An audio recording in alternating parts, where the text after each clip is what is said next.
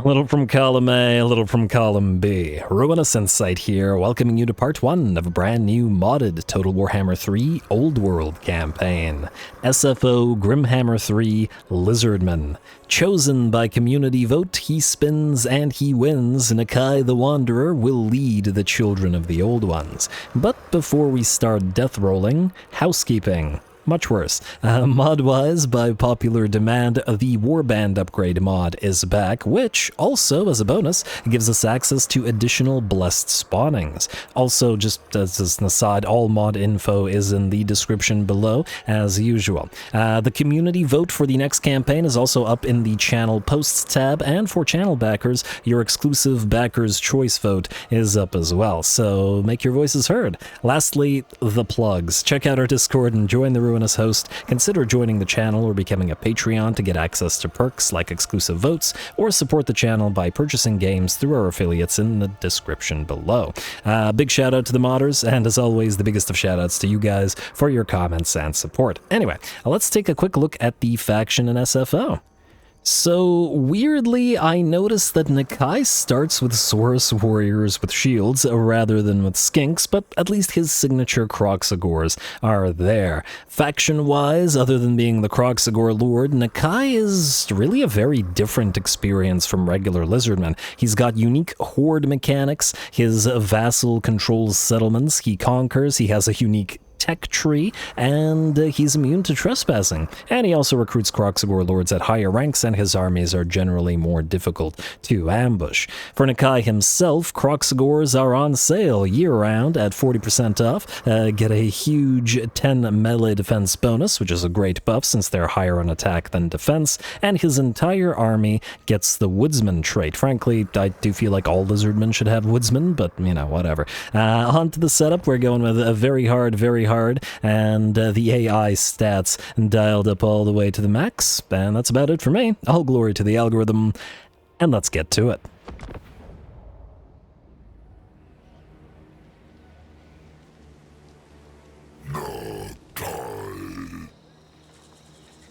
Alright, Nakai indeed. I mean, that's why we're here after all. Here we go, Nakai on field and in the middle of the Badlands, which promises to be a very different campaign than his Immortal Empires in Cathay run. I'm very interested to see how and where this goes, especially as I haven't done really too much in this area, generally speaking, with the Old World previously. In other runs in the Old World, we did Noctilus, so we were essentially here and then played around on this coastline here, and then, well, at least recently, and then Drajoath was obviously up in the Darklands, so I'm excited to explore. The Old World map is pretty darn cool after all. Anyway, Spirit of the Jungle, briefly how they play Nakai is a horde. I combined Nakai and horde, and uses buildings to essentially allow his other armies, once they're on field, to recruit the units from his buildings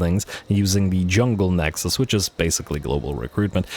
We can conquer settlements and thereby raise temples to the various gods, Itzul, Quetzal, and Shalanka. Okay, that's an interesting choice. And obviously those settlements go to our allies, our vassals, and we don't have to administer them, which is nice for those that don't particularly like the administrative aspect. Ooh. Greater Magic Bond. Not bad, little guy. Not bad. And otherwise, we have the Favor of the Old Ones, or Old Ones Favor, which we use to unlock technologies and a few other things. And Nakai has, as you can see, a completely different technology tree than the other Lizardmen do, and yeah, we got the number of temples that we have to raise and also spend the Old One's favor here to unlock blessed units, but since we're also going to be using the Warband mod, it's not the only way to get blessed units, as regular units can, in theory, though we'll probably limit the degree to which we do this, can evolve to blessed units as well, or be evolved if they reach rank 9, which admittedly also takes a long time in SFO. I believe believe that's about it for how they play. Oh, we also get Lord CROC eventually, but, we'll see Lord CROC eventually as well. Anyway, let's get started. We gotta jump into our first battle immediately. Looks like against the dwarfs. No order tide here, apparently. Nakai's gonna bonk a few dwarf heads to start his day. Should be pretty fun. First battle is gonna be an easy one, but it'll be our first cinematic so we can enjoy some lovely spin to wins and death rolls from our favorite Croxagore. Go.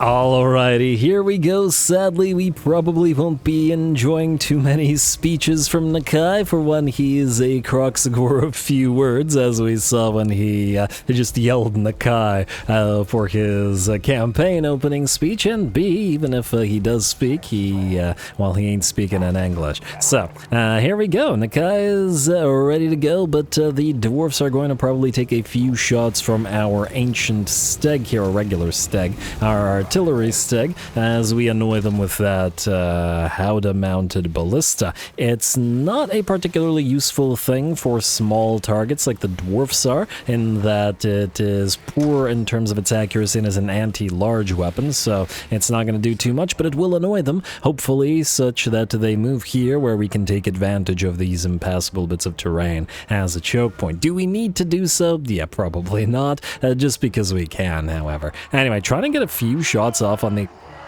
enemy Rune Lord with that artillery piece. Did that one actually hit him? It did hit him and did a tiny bit of damage, like 5%. Alright, well that's going to take forever, so I'm just going to speed this up until the battle is ready to be joined. And there we go. The enemy is annoyed. We have deployed 2 units of Croxagores separately over on our right flank in order to rush the enemy Quarrelers, but we'll be fighting the enemy Dwarf Warriors in the old-fashioned way, while of course Nakai gets ready to bonk his way through the enemy army and move towards the enemy Lord. Alright, here they come in the... Oh, I love his animation so much. He looks like he's just having the most fun, and the way that he minces infantry as he rushes through them is just fantastic. And he has plenty of mass, so he doesn't really care about things like Dwarf Warriors. And there we go, belly flopping forward towards the enemy Lord. These Stegodon charges and our other Croxagores have arrived, making sure that the enemy units of Quarrelers are unable to do anything whatsoever. And there we go, bonk away.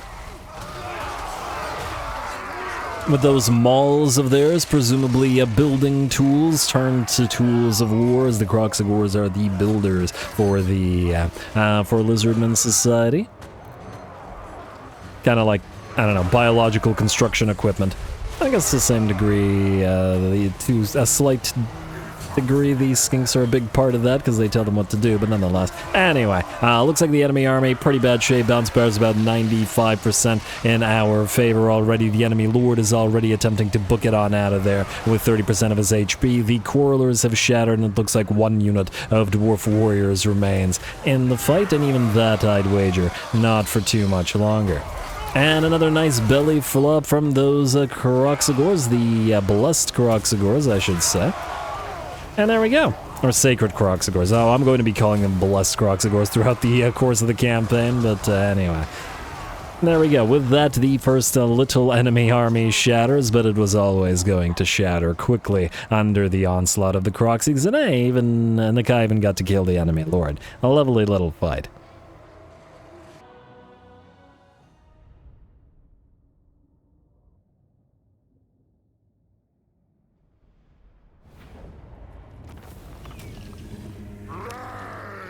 Alright, very, very nice, though, well, the enemy was always going to have a very bad time in terms of the unit quality between our 2 armies, though I still think that Nakai should start with Skinks rather than Saurus Warriors. Obviously, the Saurus Warriors are much stronger, but come on, gotta keep up with the sort of relationship between Skinks and Saurus. Anyway, we're gonna release the captives. We'll probably need money to get our economy, as it were, up and running, but really our army is up and running. And I assume that we... Ooh, hello, free 500 gold, that'll be lovely.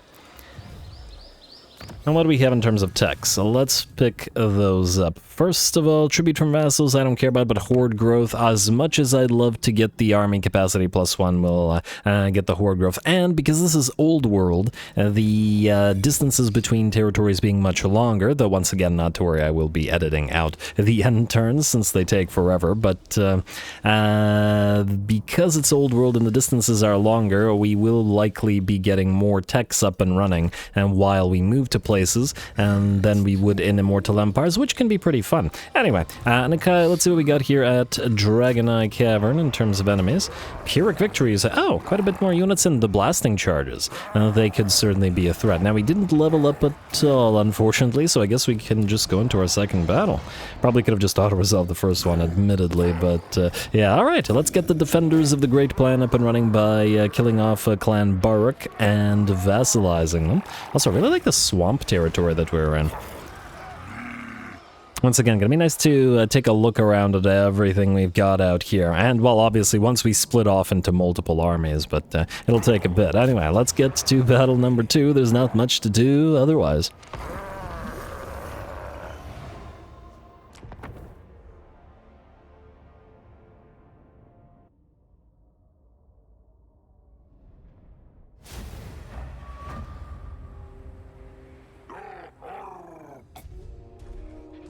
Exactly, Nakai. Exactly. Anyway, here we go again. I've always loved these sort of early, very early game progression, as in the first few battles where basically with every single battle fought, the number of enemy units in the enemy armies rises as the difficulty starts to increase. It's always fun, that progression. But this is our second one, so there isn't a crazy amount of enemy units in the settlement, though we do still have to be wary, as this is a siege battle. And for those not familiar with SFO, siege battles tend to be a lot more difficult in SFO, partly because the towers are significantly powered up, partly because the buildable towers are also significantly powered up, and generally speaking, the buildable stuff in the enemy settlements. And walls and gates, everything has more health, and the buffs are greater for the enemy defenders. Anyway, Nakai slowly moving forward, suppressed by the towers and down by 40% of his speed, and taking satchel charge after satchel charge. The enemy army does not have any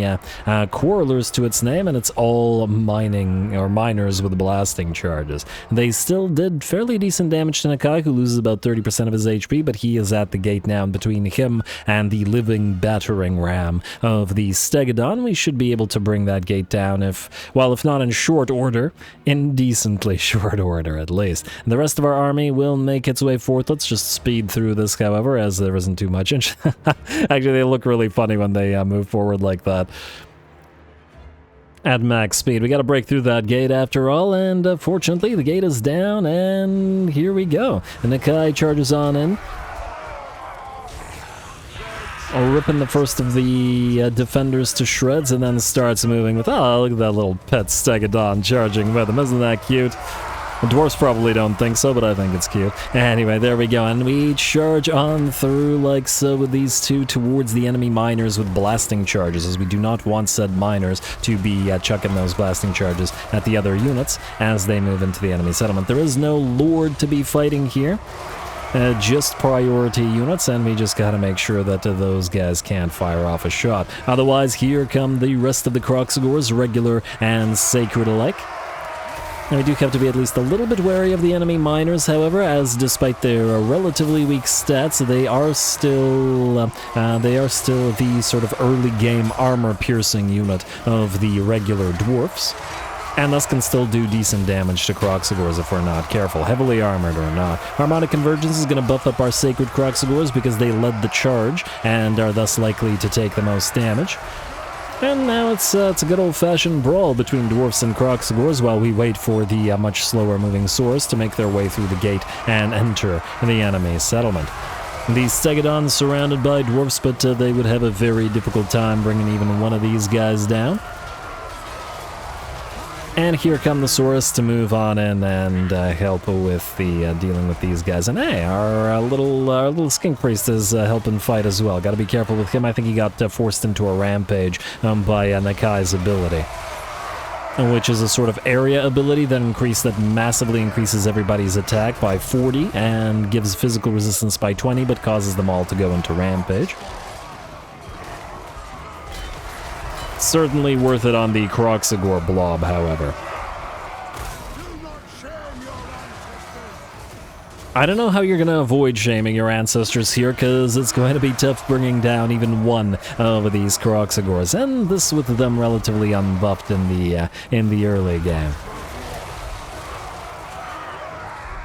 I can't wait to see what kind of insane stats the CROC of all types are going to have over the course of the campaign, as in by the end with Nakai buffing them up. Ooh, I love that sort of jump and bite animation that he does. That's pretty nice as well. We gotta get him an ancient CROC pal as well. And the punch. Ancient CROC have always had fantastic animations. Anyway, it looks like the enemy army is in pretty bad shape. Most of the defenders here, or maybe half of the defenders here, are just bloody wet spots on the ground and just stomped flat by the sort of mauls of the CROC. And bitten in half where possible. The Saurus are fighting as well now, though of course they did take a little bit longer to get into the action as compared to the CROCs. Maybe got some nice animations as well. I do like the fact that the Lizardmen infantry, they don't look like you know, human and dwarf and humanoid infantry. I mean, they are humanoid, but yeah. I mean, are they? Sauroid? Anyway, what I was saying is that their animations don't look like those of regular fighters of the humanoid variety. And oh wow, the roar and the leap, very, very nice. Anyway, it looks like the enemy army is on the verge of shattering. The bounce bars at about 90% in our favor, and looks like this one last unit of Dwarf Warriors, admittedly impressively, still holding, but won't be holding for too long.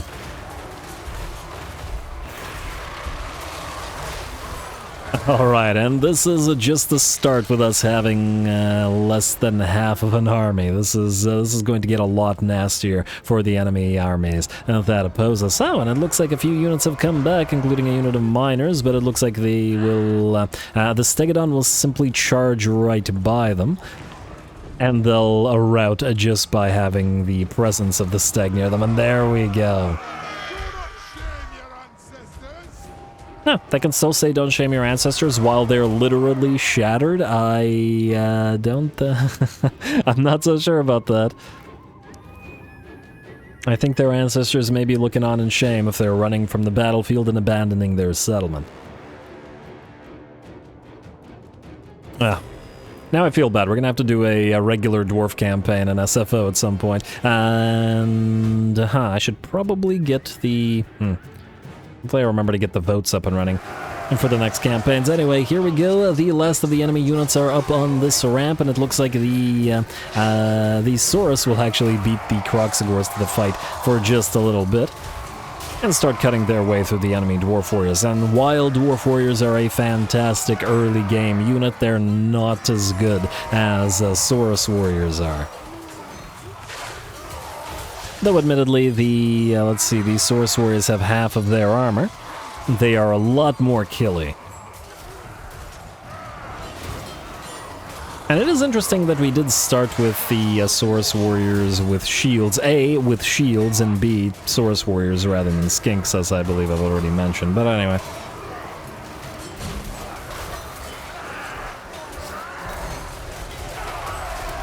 Alright, nothing to say about this tactically now, just got to work our way through this last couple of units as they are. There we go, they will all turn and shatter before the tide of lizards, and the battle will be ours. Nice little first siege, always nice to get a sort of a siege by storm, rather than, you know, breaking down the walls and towers and stuff with artillery, though I suppose that's just the name of the game for the Lizardmen, so we'll be seeing a bit more of this through the course of the campaign.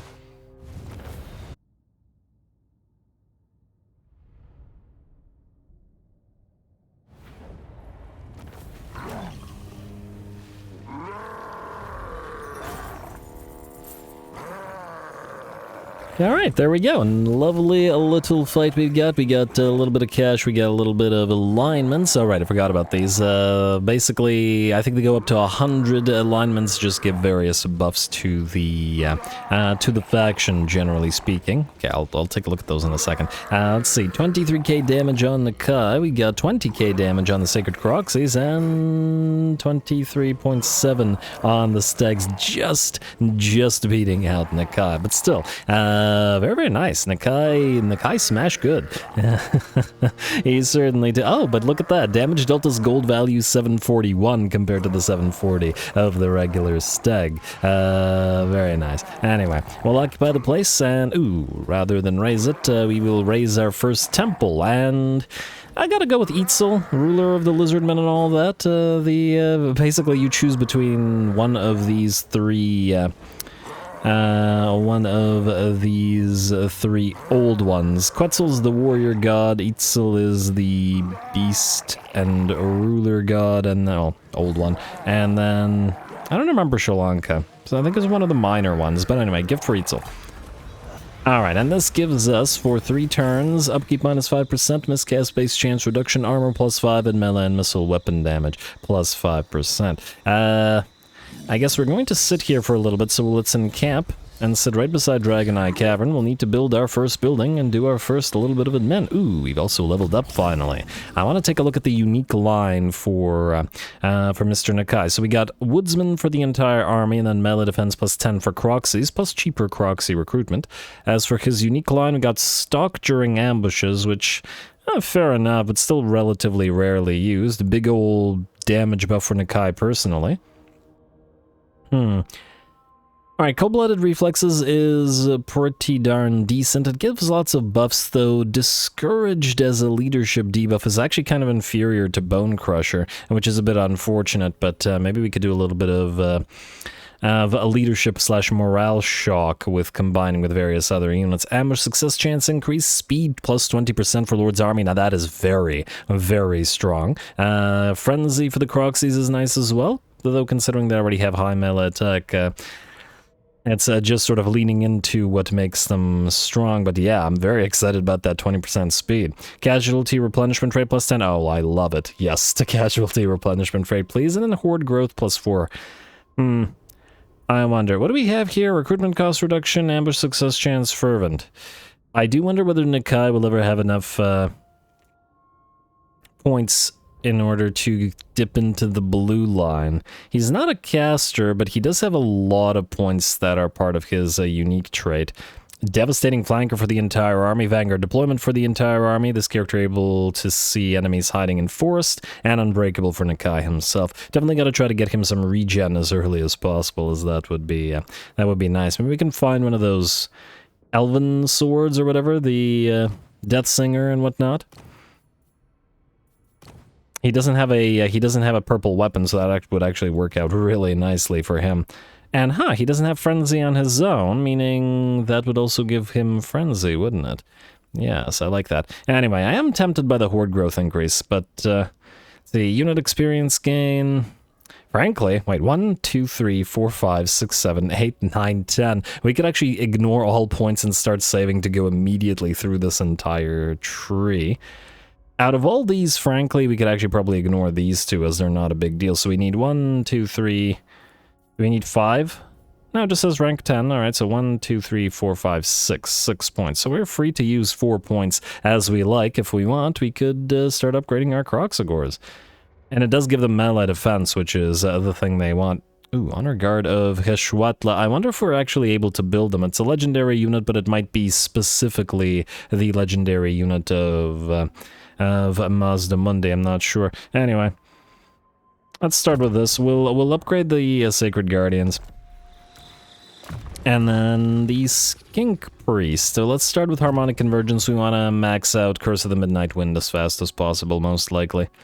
And probably Wind Blast. It really depends on which foes we're fighting. Against the Dwarfs, probably would prefer the Curse. Against Skaven, Wind would probably be better. Now, Military structures, while I would love to get skinks up and running as fast as we possibly can, I think... Ooh, and we really need to get the basties with reviv crystals up and running as fast as we can, because they are a very much needed support unit for the lizards. It's going to cost 30,000 gold to activate the tier 3. I'm going to have to save up for that, but for now... Is there anything here that will give us horde growth? Campaign movement range, army capacity +1. Oh, that's nice. And hero capacity, and no. Huh, okay, no horde growth. Okay, I guess we're going to start with the one that gives us casualty or punishment rate. And upkeep reduction, it's not much. But casualty or punishment rate is going to be quite useful early on. We're probably not going to have a lot of Saurus in Nakai's army unless we give him like cold ones or horned ones. I was going to say corned ones to make use of that devastating flanker ability. Because I don't really want to do a just nothing but CROC's Doomstack, because it'll get a little bit boring after a while. So we got to mix it up a little bit. We should combine the CROC's with Skinks, because they have the Spawnkin trait, which means we do want Skinks nearby, and plus it'll keep Nakai's army a little bit more interesting, with some basic units involved, needed or not. But for now, let's build 2 Croxagores, and let's get a couple feral cold ones, I guess. Makes sense to me. Alright, I believe that's it. Let's double check Diplo, see if there's anything interesting here, but it looks like, yeah, these factions, ogres, we've got vampires and Skaven, yeah, they're not gonna like us. And, oh! I thought Clan Barak would be much smaller than it is, but I guess not. Well, it's gonna get a lot smaller shortly. Anyway. Is there any point to doing missions for... Well, there is a point to doing missions, but probably not in terms of the outposts, so we'll just ignore that and turn.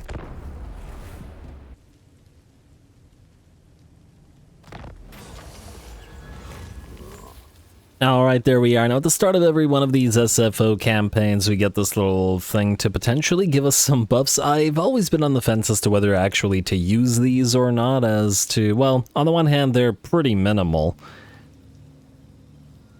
Although I generally think the Time of Maneuvers is by far the most powerful. You know what? Let's do Time of Growth. It's a very, very minimal. It'll essentially save us 2 turns of Horde growth by giving us 1 turn of +20 as we get 10 per turn. Just to get units online a little bit faster and, you know, enjoy them on field in the cinematic battles. Anyway, so let's do Time of Growth. Why not? Now, Nakai, you're stuck where you are for a turn because you are recruiting, but we will recruit a second Feral Cold one.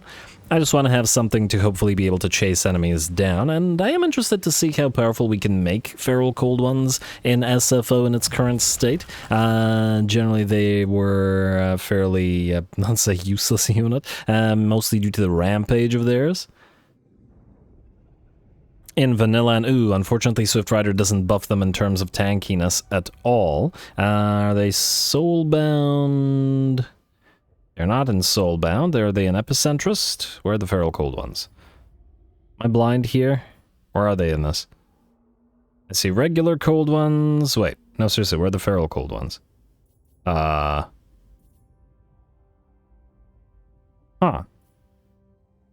It does say Cold One here, but I don't see the Feral versions. Are you telling me that they get no buffs whatsoever? Ancient Riperdactyl. Unfortunately, that's a Tic-Tac-Toe unique unit, so we won't be able to build those, but, yeah, I don't see Feral Cold Ones here. I see Feral Carnosaurs here, and Feral Troglodons. No Feral Cold Ones. Okay, interesting. Well, hopefully something buffs them like a Lord, potentially. Ooh, recovery and damage reflection, and battle healing cav. That's a nice Croxagore Ancient. Glorious charge for the entire army, quite nice as well. Let's take a quick look at these. Additional +1 melee attack, melee defense, and leadership per experience rank for all skink infantry units. So it's +9/+9 when maxed out. Pretty nice. And what do we have here? Spawning vigor, missile and weapon strength, Sky Marshal. That's quite an interesting one for a Saurus rather than a skink. Casualty or punishment trait, vigor loss reduction, and blood frenzy. I do see that this one also buffs the Feral Cold Ones, which is interesting. But anyway, I guess we gotta end another turn while we're waiting to recruit, so let's do so.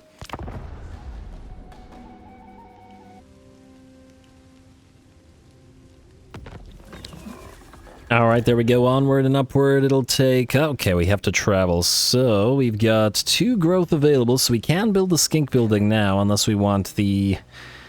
It's only 10% movement, which isn't anything crazy. There is the massive increase in unit experience, which is nice as well, but I think for this turn we'll want to just march stance forward far as we can, so we can get to Stinkwater Fen here, which is relatively sparsely defended, and most likely we'll be just able to auto-resolve it. Shouldn't we have, yes, the cohort of Watla? We will get the Regiment of Renown of Sacred CROC at level 4, which is fantastic. It's a nice touch. And we have an ally mission. Well, isn't that lovely? Alright, I guess that's another end turn as we proceed.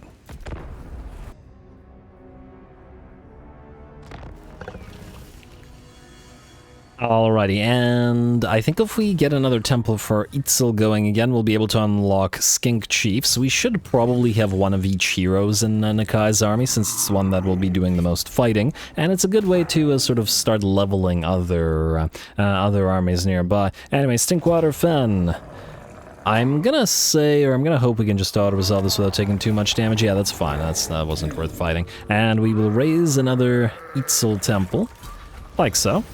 And go into, I mean, I guess we could channel, although upkeep increase.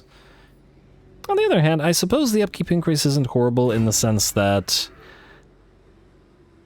right now we're in very early game and our army isn't as expensive as it will eventually be, so probably a good thing to do right now. So let's move past Stinkwater Fen and then towards these guys and I guess into the mountains. Just out of curiosity, I'm going to offer us 6k to peace out with them, eh? We could leave them alone.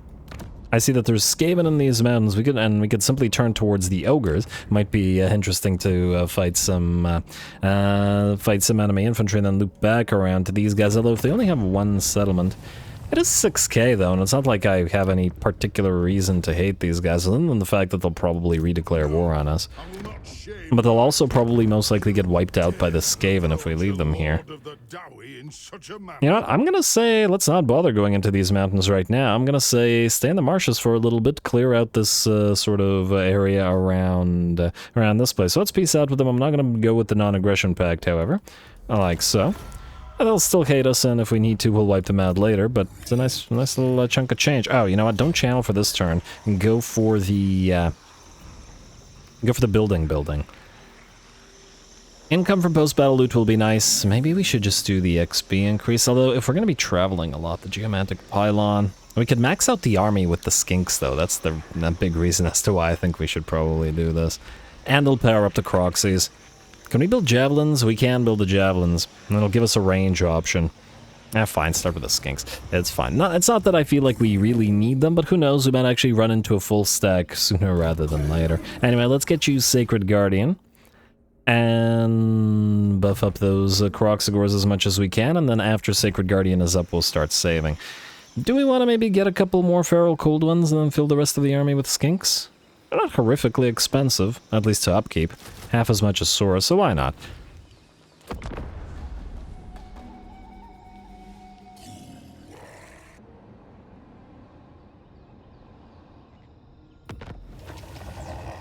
Alrighty, got a couple more of those Feral Cold Ones with us. I'll take it. It's going to probably take us a couple of turns. Oh, we have access to a tunneling stance. Huh. Well, actually, maybe the mountains wouldn't have been such a horrible situation. But anyway, we want to move towards Bitter Sand Swamp. So let's go like this, and we'll use 1 turn to channel, and then move towards these ogres. They're not going to be happy about it, but that's their problem. Oh.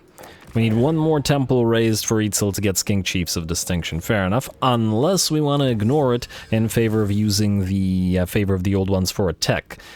Casualty or punishment rate, for example, out of the sequence of healing is pretty darn worth it. We'll see how much old ones favor we have after the fight here. Anyway, another end turn.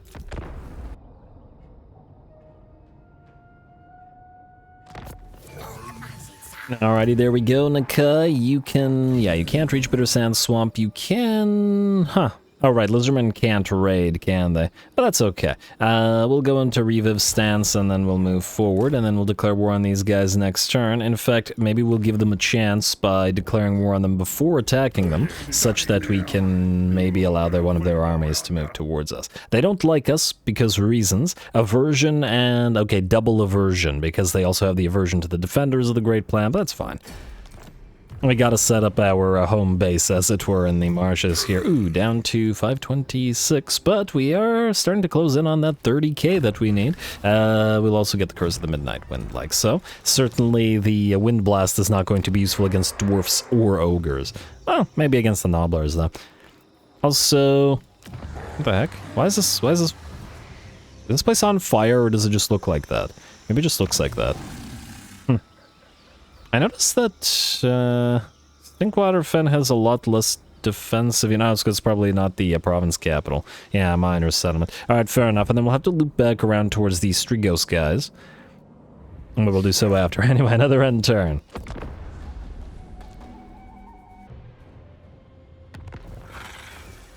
Ooh, hello, I see a Beastman full stack has moved into our territory. I do wonder whether they'll declare war on us, but I don't think we're gonna head back, because it took us a while to get here. Bitter Sand Swamp, do we have any decent defenders there? We do not. However, I do see an enemy army moving in. And it's a full stack by the looks of it. Alright, so that'll give us a battle shortly. This one we can probably just auto-resolve. It's mostly garbage Nobblers. I'm a little bit concerned about how much damage we take doing this, though. Watch our units take a massive amount of HP in terms of damage. Maybe we should just fight this to preserve casualties, because the full stack will be against our, we're not even 3/4 of a stack in. So, yeah. Let's fight this, why not?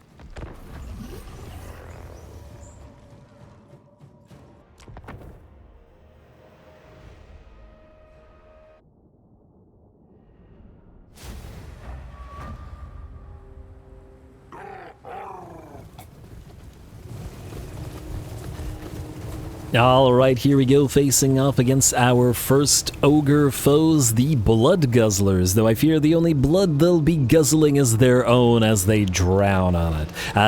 Looks like we will take a few shots from the enemy Lead Belchers, who, interestingly, are going to target the CROC, but with the 15% physical and 10% missile resistance, they might be able to take enough hits while we charge through the enemy Nobblers directly towards the Lead Belchers. That's Nakai and the Stegodon's job here, as we certainly don't want those guys, those Lead Belchers, firing away upon our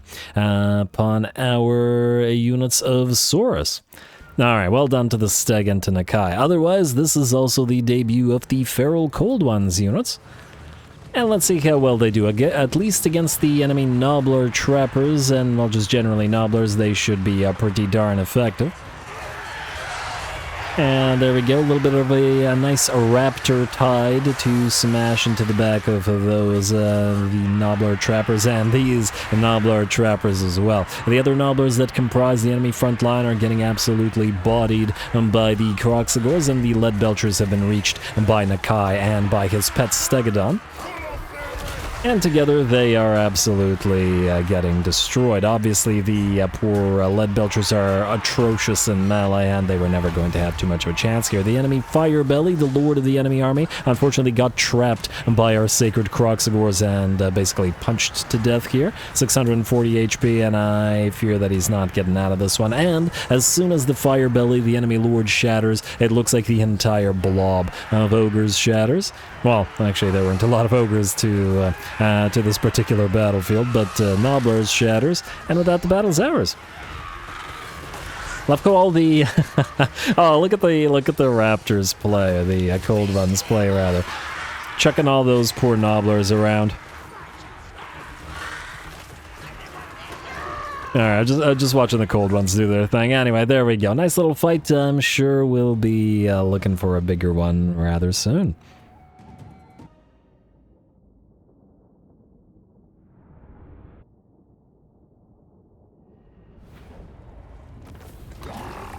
Alright, there we go. That went about exactly as we expected it to go. The enemy had no chance whatsoever. However, it was nice to see the little feral cold ones shine a little bit. We'll definitely try to build an army around cold ones at some point, as that should be pretty entertaining as well. But here they'll serve like warhounds do and chase enemies down. Anyway, one more temple in favor of Itzel will bring us to 5. Like so. And Nakai, you will be able to do this. 117. We got 4 turns until we get to this anyway, so I think maybe we'll get the unlock capabilities. And hey, we got the cohort of Watla up and running as well. Now, Nakai, you have regained your movement, which is great. We could recruit or build, or we could attempt an ambush here. At least potentially. Whether it works out or not remains to be seen. Would these guys... Well, these guys might attempt to reclaim this. Why not? Let's give it a try. Too bad we can't move further than the actual settlement, but I think we wouldn't be able to anyway. So, yeah, go around like this.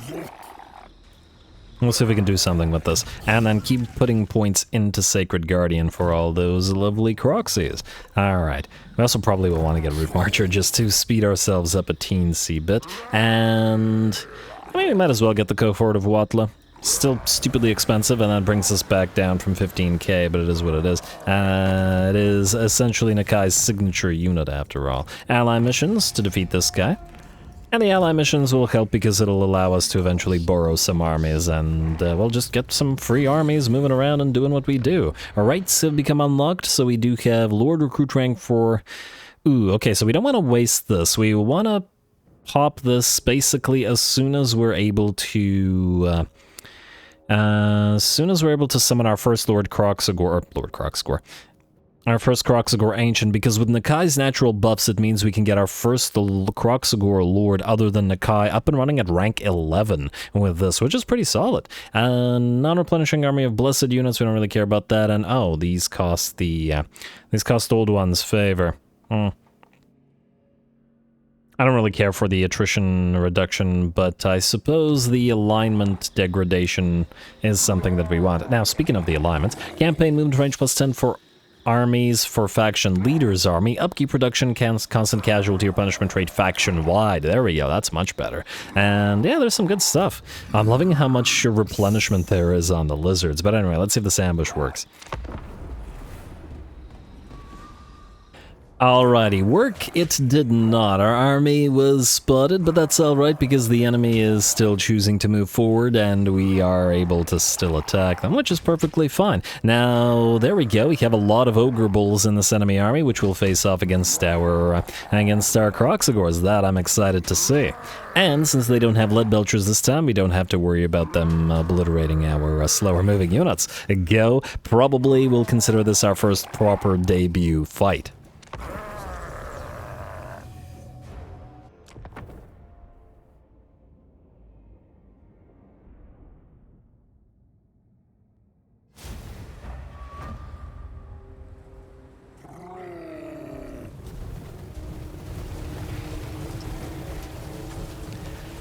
Alright, here we go. We've got 15 units and the enemy has nearly a full stack. Should be a proper little challenge for us in terms of fighting our foes. And we do have our reinforcements coming in from the Defenders of the Great Plan. However, we will not be using them. Gotta keep it interesting after all, and we certainly don't need to 2 versus 1 the enemy army.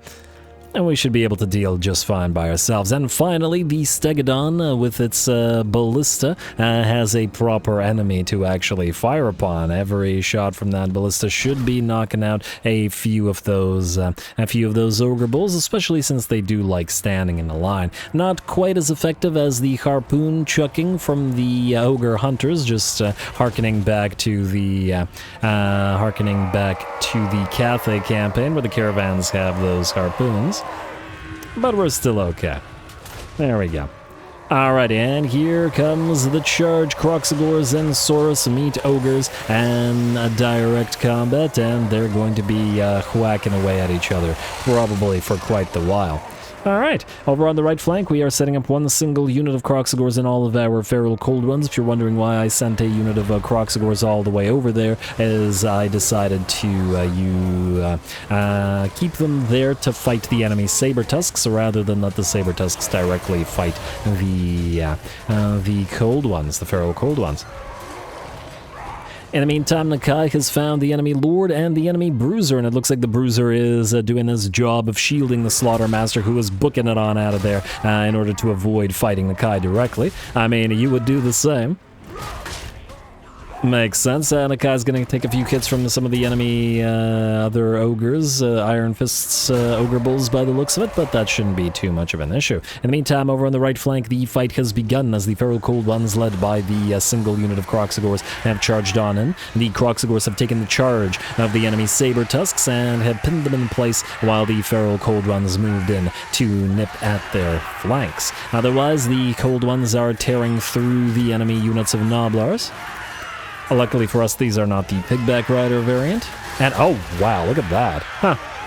Kind of interesting how they all jumped at the same time. That was interesting. I don't think I've seen them do that before. Anyway, the other cold ones are moving through the enemy army entrance, trying to distract as many of those Noblar Flingers as possible. We can see here that the Stegodon is down by about 40% of its HP, and that was the Flingers. All 5 or so of the enemy Flingers were targeting it and are still attempting to target it.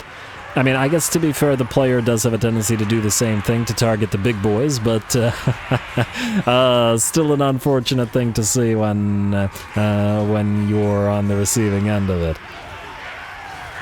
Anyway, cold ones, feral cold ones, doing their job here. Distracting those Flingers now and tearing them to shreds, especially as the Flingers have no chance of fighting in melee. Croxigor's still fighting off the enemy Ogre Bulls, but certainly getting ahead in terms of this particular contest. I also believe that Nakai has defeated the enemy Bruiser, and I don't mean removed his feet, as the Ogres would do. Although, who knows? He could use a snack. Wandering is a hungry gig. Anyway, especially for how long Nakai has been doing it. Just randomly shows up thousands of years apart. Anyway, we've got Slaughtermaster down to about 50% of his HP, but his army is the one being slaughtered, as it looks like only a couple more units remain in the fight. The feral cold ones really did their job here. And damn, is he popping Spirit Leech on the Steg as well? No, it's on the Skink Priest. Okay, well, that probably a good thing, because the Skink Priest isn't nearly as hurt. And, ooh, nice belly flop kill on that Ogre Bull from one of our Sacred Croxigors. I love it, and I do believe that this Ogre army, this first Ogre full stack, is done, and the battle is ours. Very nice. I really enjoyed that one.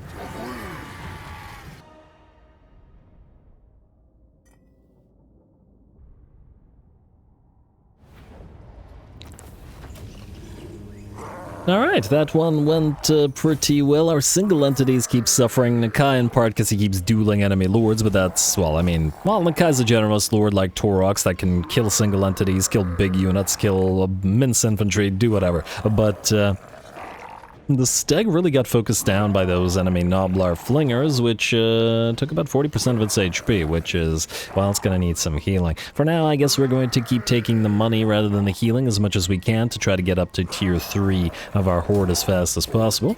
But otherwise, I'm pretty happy with the performance of the army there, and hopefully we can chase this little army down in the same turn. Also, hopefully these guys are not going to immediately attack, because we're kind of far away from them, and oh wow, yeah, everybody around hates us, don't they? Well, it just means lots of action against lots of different foes for Nakai, which I'm going to very much enjoy. Got all of the variety that we're looking to get here. And we can essentially start sending armies in pretty much every direction to, looks like the Beastmen are actually moving south towards us. Which ain't a bad thing. Alright, we'll see. Anyway, death magic for adepts. The mystical Slan mage priests have devised a new ritual to increase the effectiveness of the blades wielded by your Saurus warriors on the battlefield. However, such advances always come at a price. The ritual will siphon much needed power from the geomantic web, potentially putting the great plan under threat. Will you use it or not? Use the magic? And a little bit of extra weapon strength, but the mana cost, I'm going to say no, conserve the magic. Now's not the time to risk weakening the geomantic web. Alright, ally mission successful, great, and upkeep reduction for Carnosaurs, Troglodons, Stegodons, that'll come in handy, cold ones potentially as well. We'll take it. Nakai, you've leveled up to rank 5, let's max out Sacred Guardian. You know what? Let's get Brute Marcher. Just to travel a little bit further, and then we should be able to auto-resolve you, and continue ignoring Aksho there. Auto-resolve this, let's see how the damage is. Okay, hopefully I didn't kill off anything. I'm a little bit worried about the Steg like this, and ooh, free Dagger of Sotek. I like it. Enemy leadership -6 for Skaven doesn't really help us much, but the magical attacks for free until we turn that into another item will be nice. And I just released the captive still. We will want to go into an encamp stance here and then move this way such that we can build our military structure, well not military structure, our supporting structure. Army capacity +1 I think we can't do yet because we don't have the income for it. We can get the movement range or the experience gain and the ambush success chance. We're not really sacking or looting settlements. We will eventually start doing so, but we first want to establish the Defenders of the Great Plans, a little empire here. The vassal tribute is, I don't know, it's looking fairly negligible from 3 settlements. Is it basically 100 per settlement? I wonder. So 10 settlements, if 10 settlements only give us 1,000 vassal tribute, that's a lot of settlements to get a few units up and running. But nonetheless, also, just out of curiosity, can cold ones... No, feral cold ones can't be upgraded to anything. I guess, wait, would Saurus warriors then... Yeah, so Saurus warriors can be upgraded to cold one riders. So we could potentially keep these guys or have them ride around with the feral cold ones. Anyway, I'm going to spend a little bit of cash here, namely on some skinks with javelins, because they're really nice units. Alright, we'll get 3. They're more expensive than I'd like, but it is what it is. You can avoid Roiling Skies, I think. Let's max out Curse of the Midnight Wind, because we'll be using it every single battle regardless. And it'll allow our Croxagors to dish out damage. I think we're going to go for the campaign movement range. I mean, frankly, we need all of these anyway, all of the supporting things, so we'll try to prioritize those, as well as the Basti thing. Anyway, let's ignore the rights, let's end the turn, let's see what the Beastmen do, and otherwise let's keep moving through Ogre territory. Go.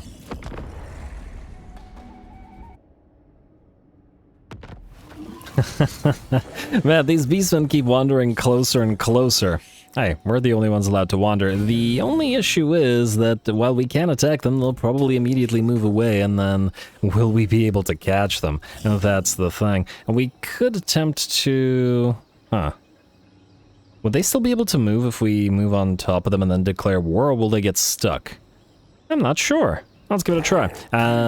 Treasure 3 plus 750. Let's go here, let's establish zone of control, and then we'll declare war on them. I like so. And I want to see if they can move or not.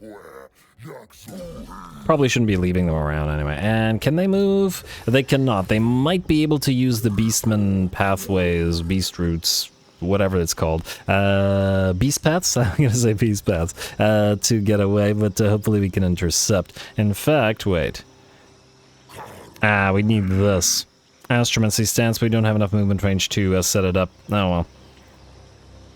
You know what, while we're here and while we're not moving, Temples of the Old Ones, this costs us 100, which we can get right now, versus, we got 2 more turns to get the 50 we need. I think we can do it. So then, Temples of the Old Ones, let's get our Skink Priest, or Skink Chiefs rather. We have the Priest. Alright, and what do we have here? Primal Strength, Bone Crusher, quite interesting, and Recovery for characters in Heroes Army. Nakai does not have recovery, does he? I want to say no. I want to double check, however. Yeah, I don't see it. It's a minor level of healing, although I'm a little bit concerned that there might be a way to get recovery via the techs. At least there is in the other Lizardmen and SFO. I don't know if there is in Nakai's tree, because his tree is different. But I do remember sort of the heights of the irregular Lizardman tree from last time playing CROC, that there was a way to get recovery on everybody. Granted, it'll be a long time until we get there, so maybe it's worth it anyway. Ah, Frenzy for Nakai. So that means it wouldn't actually be useful. Not the recovery thing. The getting Frenzy for him wouldn't be super useful. Then again, once again, it'll probably take a while before we get here, but nonetheless. Ooh, I like that speed for Nakai as well. Nakai will aid you in defending for 60 seconds. Nakai will aid you? I assume not in Nakai's... yeah, not in the same province. I was like, what? It's the Spider-Man meme, but Nakai's. Anyway, just take a quick look at recovery, and I don't... Regeneration for Croxagore Ancient, but not for Nakai. Why, are you telling me that Croxagore Ancient gets a better buff than Nakai does? No, he's got to get regeneration from something. Maybe one of his weapon scouts. Let's check his gear real quick. And we'll end the turn and probably fight the Beastman. Casualty replenishment rate, horde growth, magic item drop chance, damage resistance in area, no. And in fact, the Ohm Shard is kind of atrociously bad. Like, really bad. Well, I guess the casualty replenishment rate is nice, but we're sacrificing 16 ward save, or 18 ward save from the Talisman of Preservation for this. I always find it weird when blue and green items are superior to purple items, but once again, the casualty replenishment rate is nice. Anyway, I guess we can end the turn, and we'll use the Skink Chief with recovery, I guess. I guess if we find another way to get Nakai recovery... Oh, the Primal Strength is also really nice. I assume that Stegs don't normally have Bone Crusher, do they? Well, they have Stagger Shot. Nothing in melee, but anyway, the 20% physical resistance would be really nice if riding a Stag. Skink Chief for me, Skink Chief for you, yeah. Ancient Stags have poison, so we'd be replacing poison with that. Alright, fair enough. And you have replenished troops, which is still frankly pretty nice. So let's get to that. Do you have any buffs for Croxagores? Just out of curiosity? I do wonder whether any particular heroes have any particular buffs for Croxies. Because it would make sense for Skinks to buff Croxies as well. And I also noticed that the Skink Chief doesn't actually have the Skink trait, so heroes can't be used to confer the buff. That's kind of unfortunate, but it is what it is. Let's get you Survivalist. This is going to be helpful when you're on a dino. We can use Skink Chiefs in place of Siege Dinos. In theory, depending on how much capacity we have. But yeah, see, these guys have the Skink trait to buff the Croxies. We'll eventually replace these with Chameleon Stalkers because they're awesome, but otherwise I think we're okay. For now, let's end the turn.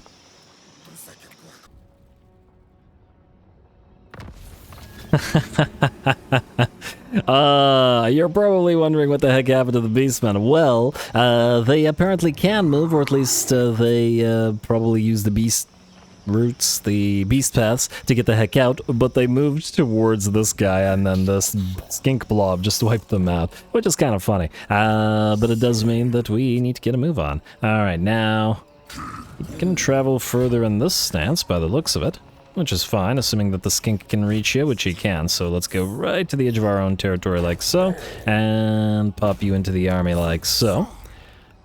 Even with all the bonus casualty or punishment rate that we potentially have, it's still pretty nice. Ooh, we're at 60 to 69, which is slightly more campaign movement range. Gotta keep getting these alignments underway. How was our experience? A little bit on the source. Alright, fine. End turn, let's head towards the rest of the ogres. I wonder if they'll be able to rebuild another army. Where's their capital, incidentally? It's at the Tree of Beards. Okay, so it's next. Not a lot of units there, admittedly. I wonder if they have a camp nearby.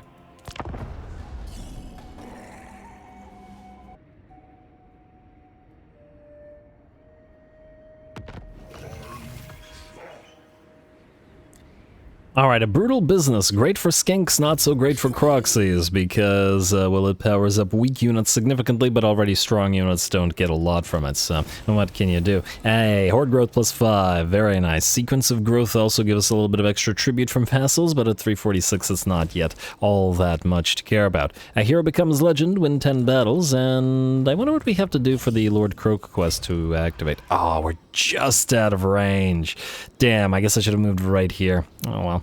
Too bad. Let's encamp then, and then let's proceed towards them, or at least close the distance a little bit. We still have the 50 from Old One's favor, so we can still get the sequence of healing up and running.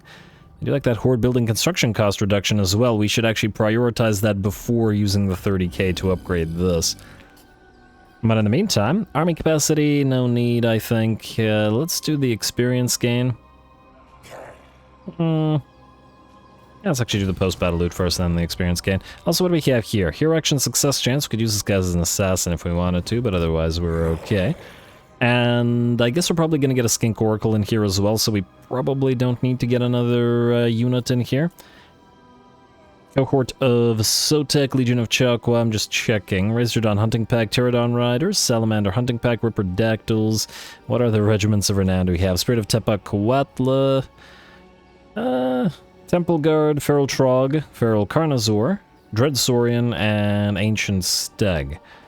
Alright, fair enough. Probably none of those are going to go into Nakai's army. We got lots of army compositions that'll take them. So for now, let's end the turn, proceed.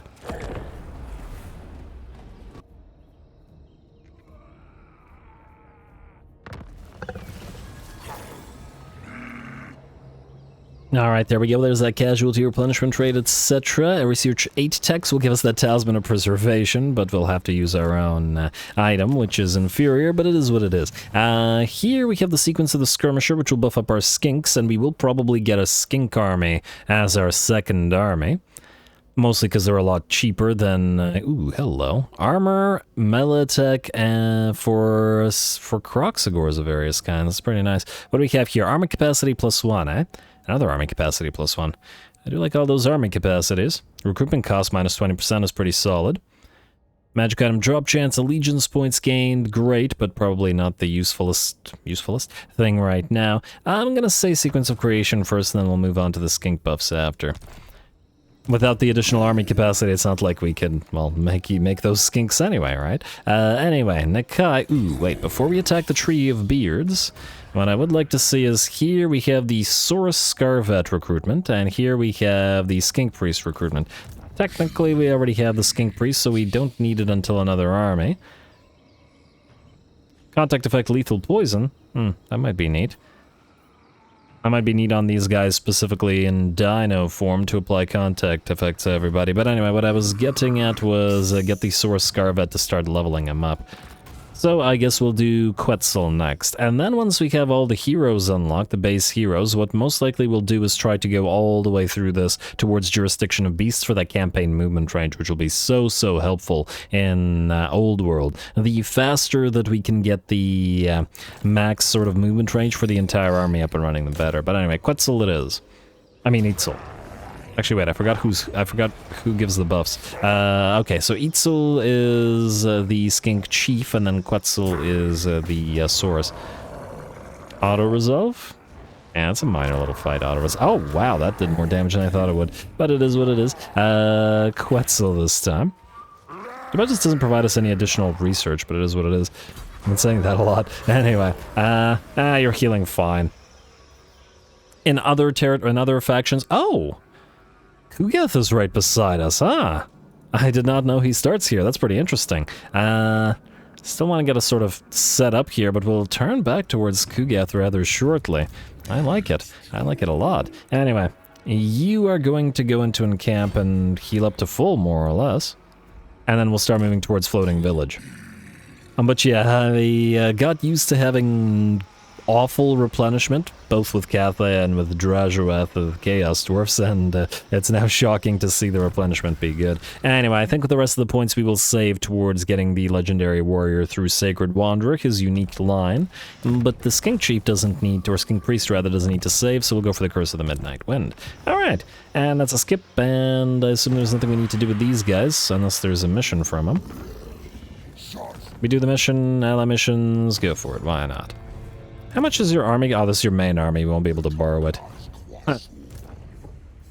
You're not healing anywhere near the same degree that we are. Well, hopefully you can build a few more armies. How's that vassal tribute looking? Up to 500? Not bad. Go.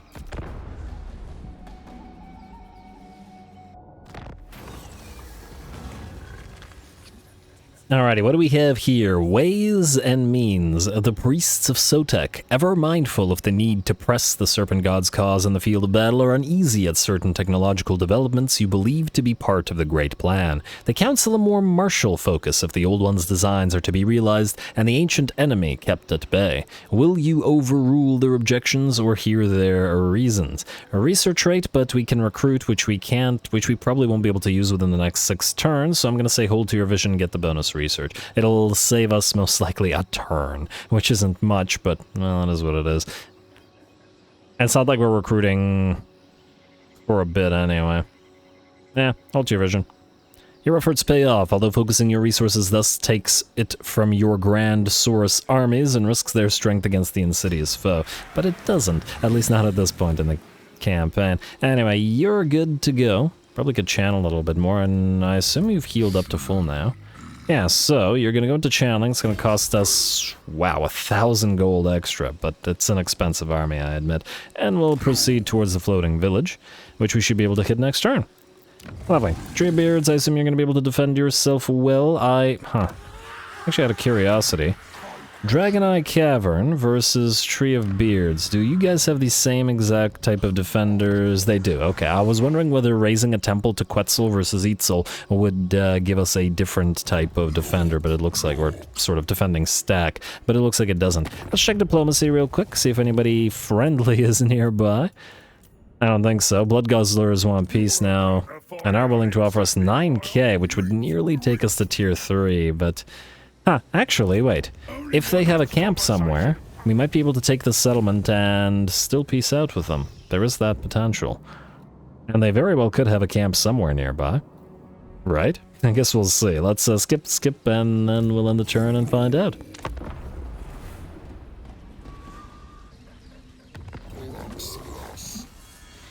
Hello, hero recruited Nakai the Wanderer, Source Scar Veteran.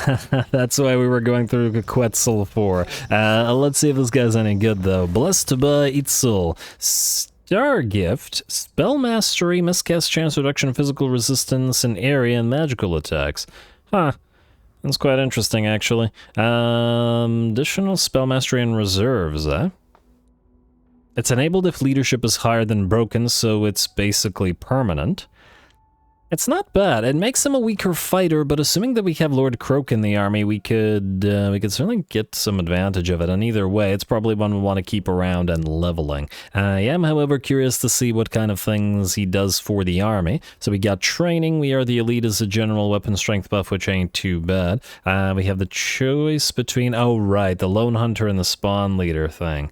Alright, but these, let's see, this gives us plus 20% charge when in foreign territory. Bonuses when ambushes, bonuses when attacking, buffs for Saurus, and reductions for Saurus, nothing for CROCs, versus just making him a sort of solo murder machine, which is quite nice as well, but generally speaking, the other option is better. Anyway, Nakai, you're going to besiege Floating Village, and then Mr. Prijol is going to join you. And this one will fight, because they have actually built some units. Worth our time, I think. Alright, move on in. And we'll complete a second province for our little friends here. I know, switch out of Revivification stance and into Astromancy stance. This gives us a Vanguard deployment for certain units. I guess we're about to find out which units, because I am quite interested. Go.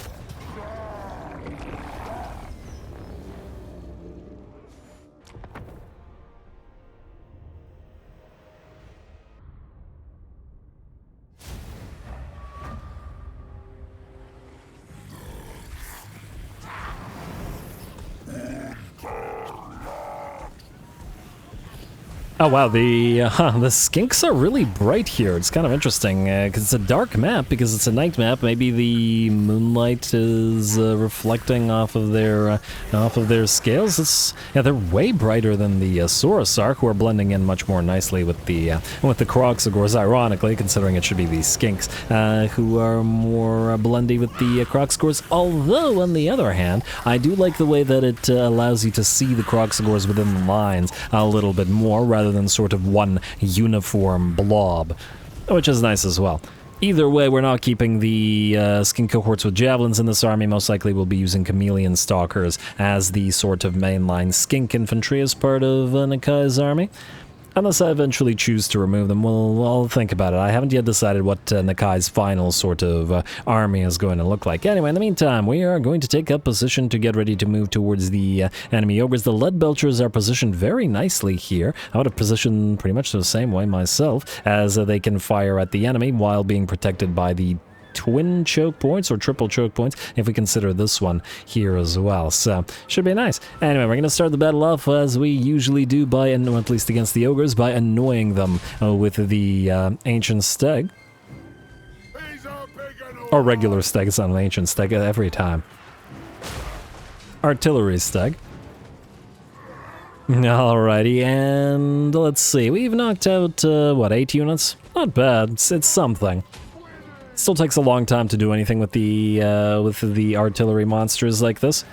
I vastly prefer the solar engines to the artillery stags, and we'll see. We'll see if we can make a nice army where we use multiple of them and see what heights we can take them to as well.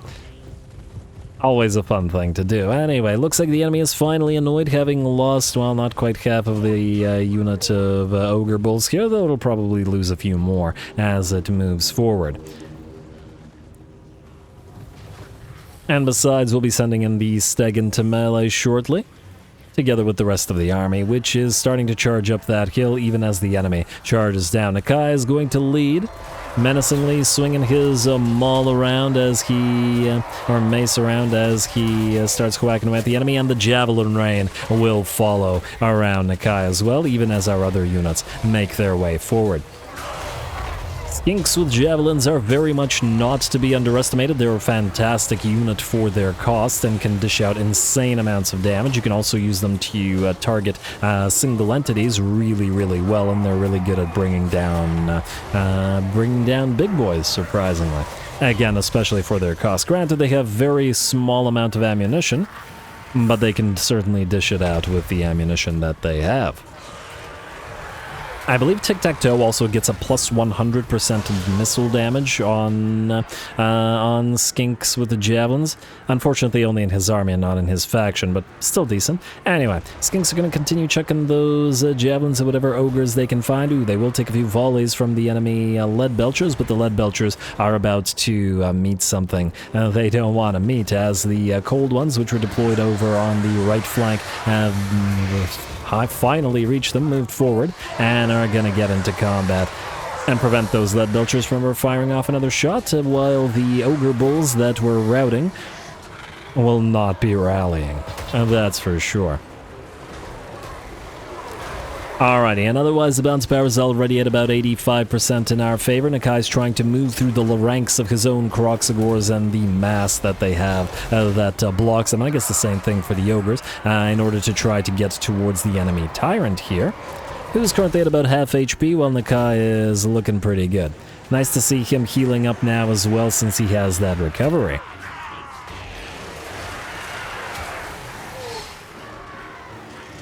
Still holding off a decent pile of ogre bulls on the right flank, though. Oh, we're holding off, but it looks like with that, the enemy army will actually shatter instead. And the battle will be ours. Lovely. Once again, the sort of tide of raptor talons certainly did its work over ours. Or do raptors have claws? I'm thinking raptor talons as in raptor birds, as in the birds of prey, rather than raptors as in the dinos. What's the fundamental difference between a claw and a talon? Is there something structural about them? Somebody who knows biology stuff, please enlighten me. Anyway, the battle's ours. We're going to chase the enemy down a little bit just because we can.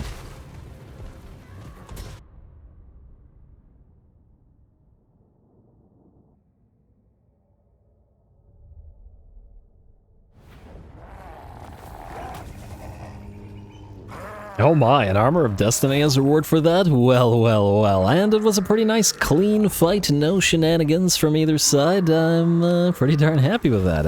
Not as happy as with the armor, mind you, but pretty darn happy. Once again, great work by the Feral Cold Ones. A little bit late to the fray, I admit, but still proving themselves pretty darn useful in the early portion of the campaign. Gift for Quetzal? I guess it doesn't matter as much anymore because, well, we already got the Saurus. I'm now wondering whether we should just go straight on through to max out Itzel. But you know what, let's get the first sort of tier on all of these guys, and then do the other, and then go for a straight Itzel. Gift for Quetzal.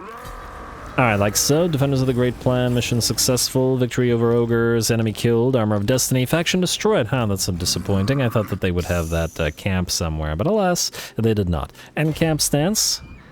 And hello, Bloody Tusks encampment. I think that's where we're headed to next. Or wait, do we want to maybe go this way and then start going like this? I just saw that these guys have the full stack, and I do believe Kadan is their little faction leader. I mean, I guess we could start here. The only thing is this place would then be undefended, and we would have to go back around to get to Kugath. We'll see. I'll think about it over the end turn, essentially. Right unlocked, right of rebirth is which one? Is that the one that gives us Slan? Can we even get Slan with Nakai? Actually, just out of curiosity. Source Old Blood. Blessed units spawn. Okay, yeah, Rite of Awakening. Okay, I was getting worried there for a second that Nakai doesn't have access to Slan, but he does. Everything's fine. Nobody panic. Let's get you training, sir. Get that additional XP for the units. Do we have? Speaking of additional XP for units, we'll do Skink Foraging Camp, like so, and we'll soon split off a Skink Army. In fact, probably within the next couple of turns. Which is probably a good reason to pay attention to the heroes available, as we'll probably want another one there. Also, Greater Magic Bond in combination with the Saurus that we have will probably give us plenty of magics to work with, so it's a kind of nice serendipitous combination that we got without trying. I'll certainly take it. Anyway, Curse of the Midnight Wind, let's go for... I'm gonna say Wind Blast now because we'll be facing off against the undead, and thus we'll probably get some mileage out of it. Get more points and replenish troops, and I already did you. And Nakai, keep saving your points, I guess. Alright.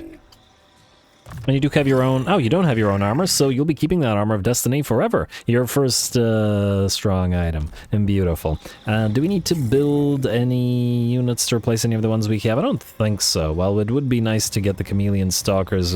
Well, it's going to be a bit until we get the Braves spawning chambers, so yeah. And... Wait, I thought we could... What? Recruit hero. Weren't we able to get 2 Skink Chiefs and now we can't get any? That's strange. Am I crazy? Or were we at 1 out of 2 in terms of the Skink Chiefs? Or was it priests? No, it wasn't priests, it was chiefs. We need to be in a particular stance to get that? What the heck? A moment. Hero capacity unlocks hero recruitment Skink Chief. Maybe we can't do it this turn for some weird reason. I don't know what's going on here, but, well, I guess we can't. Alright, well, either way, I have to figure out a way to go. This place is really far. You know, let's see if Kadan moves. If he doesn't, we'll just backtrack if we need to. Go this way. Huh, maybe if we are not in campsite, we'll just check next turn. Skip end turn.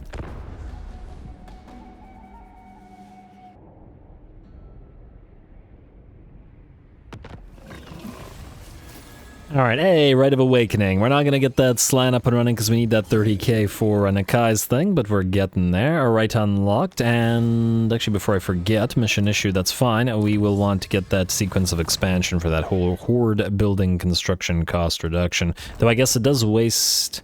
Actually, technically it doesn't waste Hold Your Vision because we still get this as surplus, so it shouldn't matter in theory. Okay, well, either way, you can't build anything right now, so you can move in... Yes? Underway stance, or tunneling stance, or whatever it is, and let's move towards Bloody Tusks encampment, which is looking like it'll be pretty fun. I wonder if this guy will run if we declare war on him right now. I don't want him to move away. He is currently at war with the Bloody Hands. Ooh, Wurzag's up here. Oh, that should be very fun. Yeah, but we still have to start on you, because you hate us. Not as much as demons do, and not as much as we hate demons, but, you know. Where is Zag? Would you like to give us money? You would, 900. We'll do that. As odd as it may seem. A little bit of cash will help here. And we will want to pop this Rite of Mastery soon, probably, to get our next Lord up and running. And that'll be the CROC Ancient. I do like that Glorious Charge. Oh! Plus 20% speed. I don't think I can say no to that. I'm not sure that there are other buffs that would be better. Glorious Charge is great. But 20% speed for the entire army is insane. Grail Banishment? Damn, that's a nice contact effect for this Blessed Skink. Blessed by Chotek, eh? Huh. You are possibly a very strong candidate for a fire army. Leader, you have flaming attacks and that Grail Banishment. Interesting. Just want to take another look at what we have here. Okay, you guys seem to have not changed so far. And that's fine. Alright, let's skip, and... Okay, that was just the one skip. And I guess end turn and proceed towards Kadan.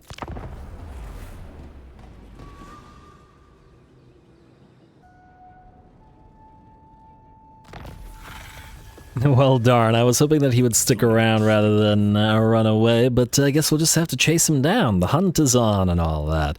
Technology research, Divination Drift, yes, free Winds of Magic, we'll certainly take that, and then get back to researching the sequence of creation.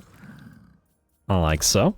Alright, now Nakai, are you able to reach this place? Just out of range again, dang. It just keeps happening, don't it? Alright, fair enough. Go here then, in camp, because you have... Oh, actually... Oh, you don't need to channel, so yeah, just in camp, I guess. And then move on. Alright, anything else we need to do here? None of this. Can't recruit heroes still? I feel like I want this guy on field. I don't even know what I want him to lead, but we can essentially just fill the army up with skinks and then just sort of diversify after we're ready, and after we have the cash to do so. Then one of the reasons I want to rush the Ziggurat of Kwashatna here is because of A, the horde growth, but B, because it will give us the access to the tier 3, which gives us the Basties with Reviv Crystal, which is absolutely critical to pretty much any Lizardman army, as I've said. Anyway, let's skip and turn. Let's take these guys out, then give chase to Kadan, who seems like he's going to want to defend Morgheim. Oh, a pleasant surprise. Because we deployed outside the enemy settlement where the garrison could sally out, it looks like Kadan actually wants to attack us. Why then run, sir? You had another chance. But anyway, I'm very happy. Close victory, medium casualties, another proper fight by the looks of it. Gotta make sure we knock out that corpse cart and the necromancer as fast as we can. Go.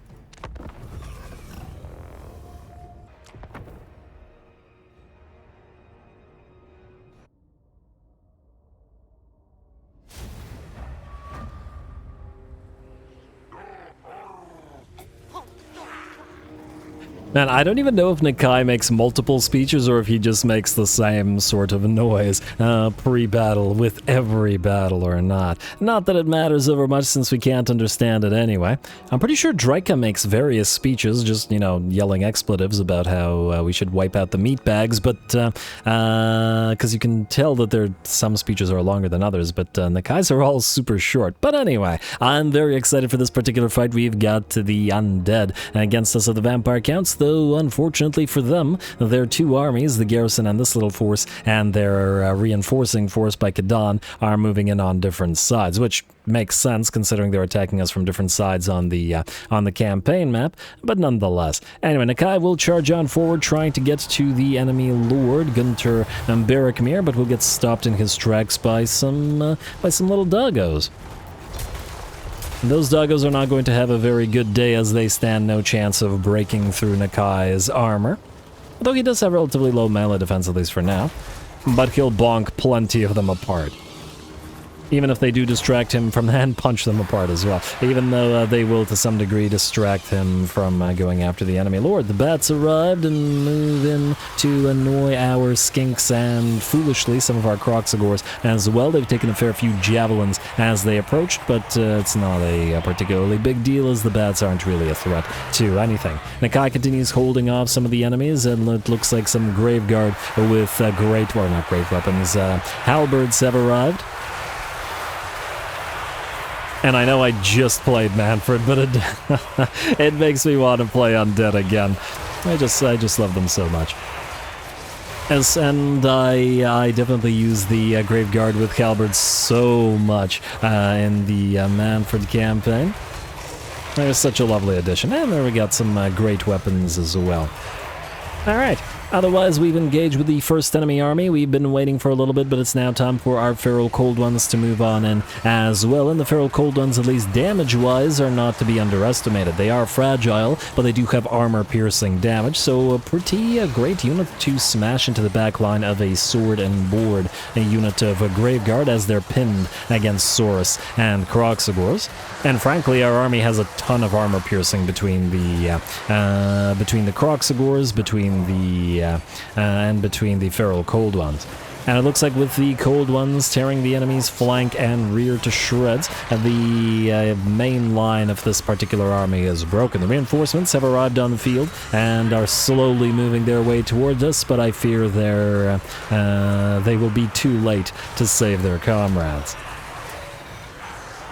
I believe Nakai is also attempting to chase, or was attempting to chase around the enemy Master Necro, but that's alright, as the Master Necro just managed to back off. We can simply have our Skink Chief and our Saurus Scarvet work on him together. Alright, it looks like the Necro will try to run away from there. He's got 50% of his HP, but the rest of his army is pretty much done for. It looks like he realizes that the only hope he has is to try to run towards Kadan. And he's going to have some bats cleverly distract our Saurus. Very smart. Especially considering the Saurus does less damage than the Skink Chief does. So the Skink will instead give chase while the Saurus is completely surrounded by Fellbats, and admittedly taking a little bit of damage as he does. And Miscastu, he's going to pop Van Hill's Dance Macabre on the Fellbats, but will continue taking hits from the Skink Chief as he does, and will eventually melt away as the rest of our army arrives to bail the Saurus Scarvet out. Though I don't imagine the bats would have killed him over the course of however long it took us to get here. And he does have recovery as well. Lost, what, about 200, 300 HP? Anyway, the enemy army is moving towards us, and it looks like the fast movers, the Black Knights and the units of Crypt Ghouls and Kieran Wraiths, are going to be the ones in the lead. We're going to reposition ourselves and get ready to meet them in combat. The Black Knights might actually be a considerable threat to our Feral Cold Ones, armor-piercing or not, due to the insanely low melee defense that the Feral Cold Ones have. So what we're going to do is send the single Stegodon to chase after the Black Knights.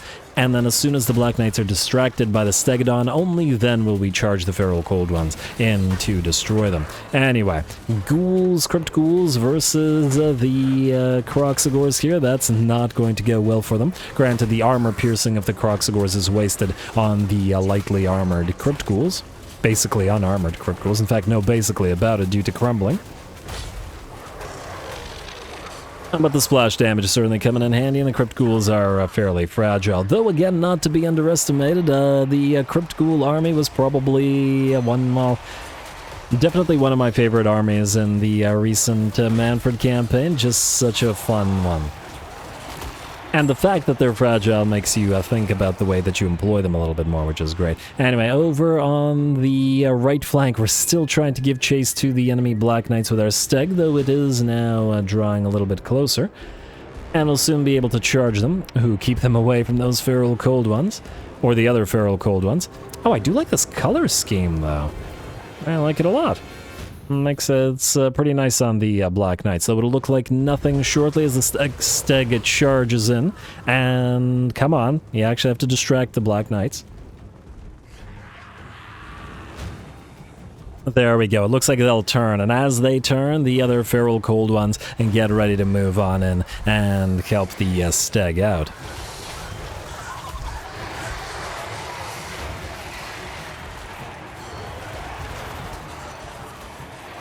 Alright, not much to say about that. There we are. The Feral Cold Ones have charged in. Another one is getting ready to move on in. The rest of the battle is joined as well. The Sacred Croxagores, who were in the center of our line, have been moved to the right flank as well to counter the charge of the enemy Charonrites because they're ethereal, and an SFO ethereal means immune to contact effects and physical resistance at 75%. Unluckily for them, Sacred Croxagores do splash damage and magical damage, and the Charonrites should fall fairly quickly. Being fragile and all that. Ghostly Army was pretty darn fun in the Manfred campaign as well. Ghostly Armies, I should say, as we had several different ones.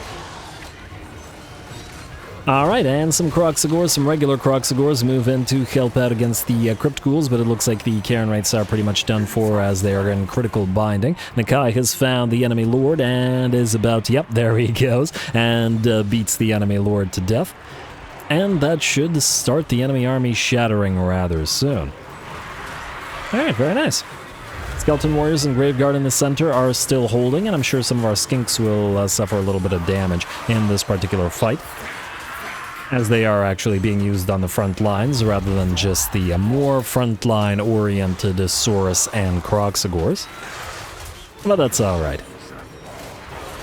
Get them a little bit of extra XP. Over on the left flank, a single isolated unit of skeleton spears was attempting to flank us, or possibly attempting to sort of shadow the units of Feral Cold Ones, but the Feral Cold Ones tear them to shreds as they attack them from multiple sides and get ready to hit the rest of the enemy army in the flanks. It looks like that is not going to be needed too much, however, as the enemy army is pretty much done for at this point, and everything has begun to crumble away. Although I am very happy that they gave us this fight.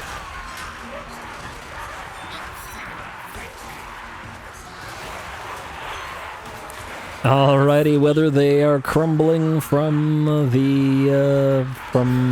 from our blows or from the enemy army just having lost its morale, now they'll all be just bones and dust rather shortly.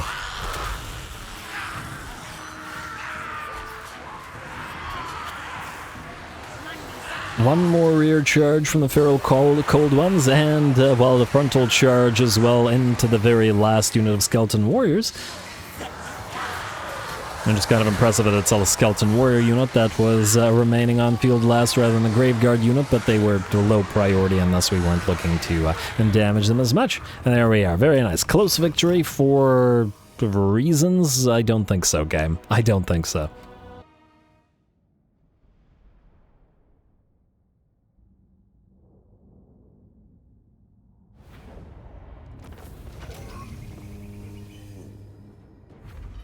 Ah, man, do I love fighting undead. So dang fun, outnumbered, and, a little bit over 4 to 1, 4.5 to 1, pretty darn fun. And this time we actually lost a few Croxagores, 2 out of this unit, 1 out of this unit, 1 out of this unit. Good job, AI. 170 money. Game, come on now. I guess we're gonna heal up because we'll still want to take the settlement, which will have to be an auto-resolve.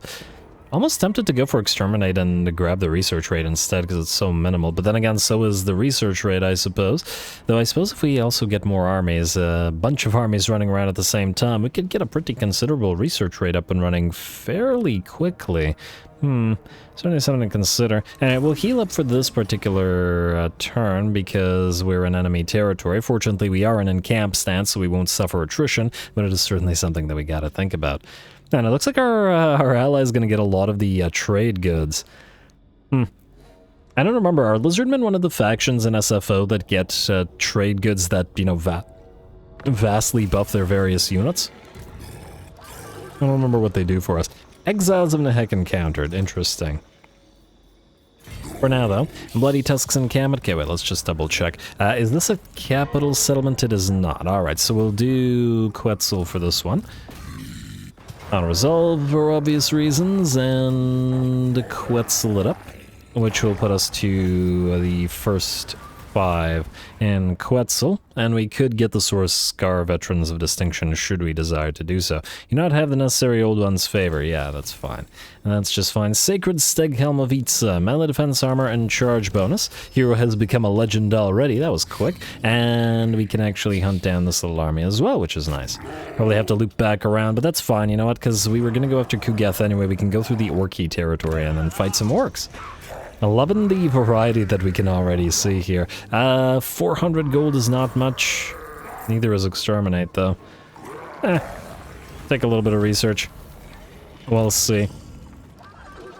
And then speaking of research, ooh, we're so close to rank 10. This will not increase our army capacity, will it? This, however, will. So if we go into encamp stance, like so, as we head towards Morgheim, we'll be able to get our second army up and running and get that CROC score with the speed bonus up and running rather shortly. Just gotta try not to forget.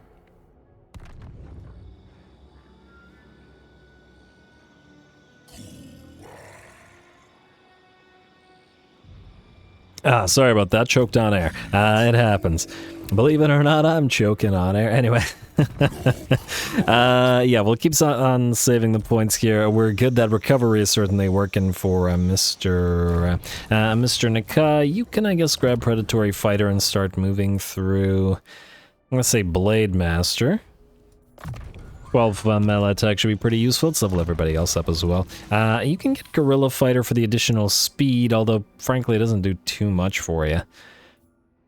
It will eventually when you're on the dinos, but right now it probably doesn't do too much. I think maybe we're better off getting either Gutter Fighter or Survivalist. You know what? You might actually get attacked, but at the same time, I'm still thinking Survivalist is the best thing to max out first. Magic Man.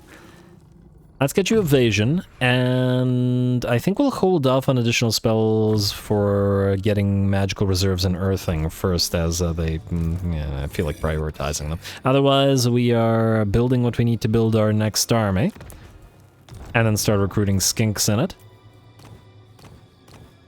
And let's just hope that Scaled Leader doesn't disappear. Horde recruitment, local recruitment, character experience gain per turn. Honestly, not much, but whatever. Unassigned skill points, Diplomacy. This is, I guess, one of those campaigns where we won't be checking diplomacy a lot. And hey, would you look at that? The Exiles of Nahek do like us. Maybe we'll keep Katep around.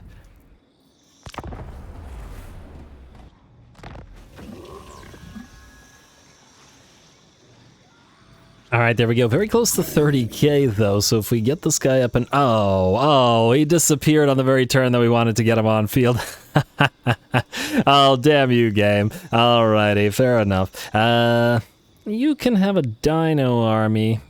I don't know. I honestly don't particularly like either of these two. And I mean, the Glorious Charge is fine. It is fine, but I'm not so sure that I would like you to lead the... Because I figure if we have an army based on Cav, it'll be a Source Old Blood leading them.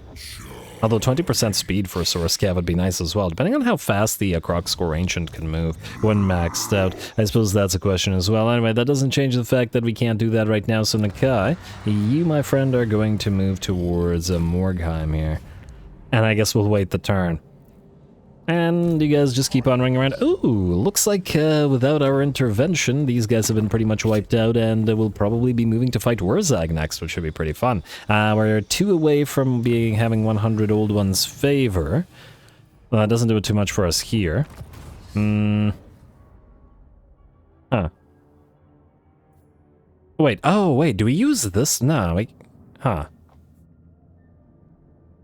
I guess we'll have to double check. I was wondering whether we actually are supposed to use this in order to recruit heroes. I swear I recruited heroes the regular way out before, but anyway, let's also double check what we want here. So this will give us massive amounts of winds of magic capacity and give us various army-bound abilities, but we don't necessarily need to rely on those types of things. This will give us experience gain for units, Beasts of Itzel, Razored on Hunting Pack Summon.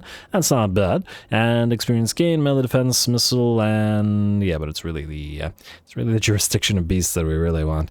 More ooh, okay, now, you know what, let's max out Quetzal first to get that 20%, and then we'll eventually head for Jurisdiction of the Beasts, but, yeah, that's too good. Hey, income from post-battle loot. Yeah, Quetzal might actually be the superior option. Good job, Quetzal. Anyway, I believe we're good since we're not going to get that Lord that we were planning to, because it, of course, had to disappear exactly when we were going to get it.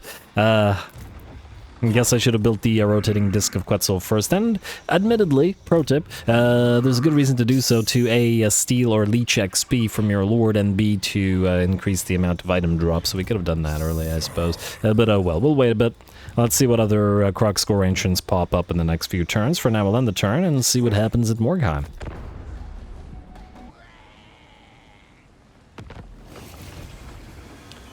Alrighty, recruit 1 following type of units, melee cav, and we get to 25 alignments, which I'm sure will be nice. I also see that Mr. Wurzag has moved up, so what we're going to do is essentially move into his path, like here, and I'm going to assume that he's actually moving towards Morgheim as well, since he's going here. I hope that he doesn't decide to instead go for Fellwing Cave, but if he moves forward, we'll attack him. In the meantime, though, we will upgrade the reactivated Ziggurat right there, and that will take all of our money.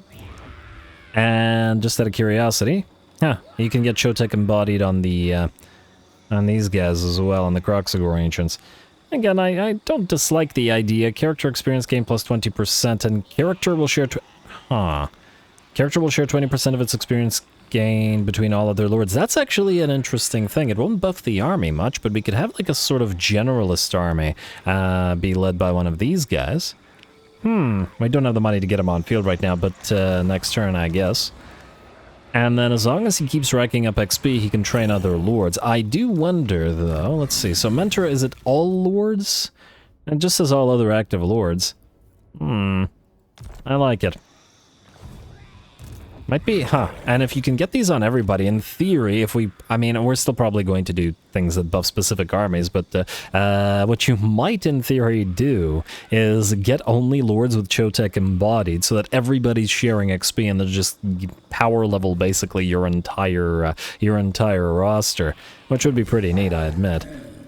But not something we're going to bother with right now. But anyway, we can build this and then build up the Feral Beast Slayer right after and get access to Basties with Reviv.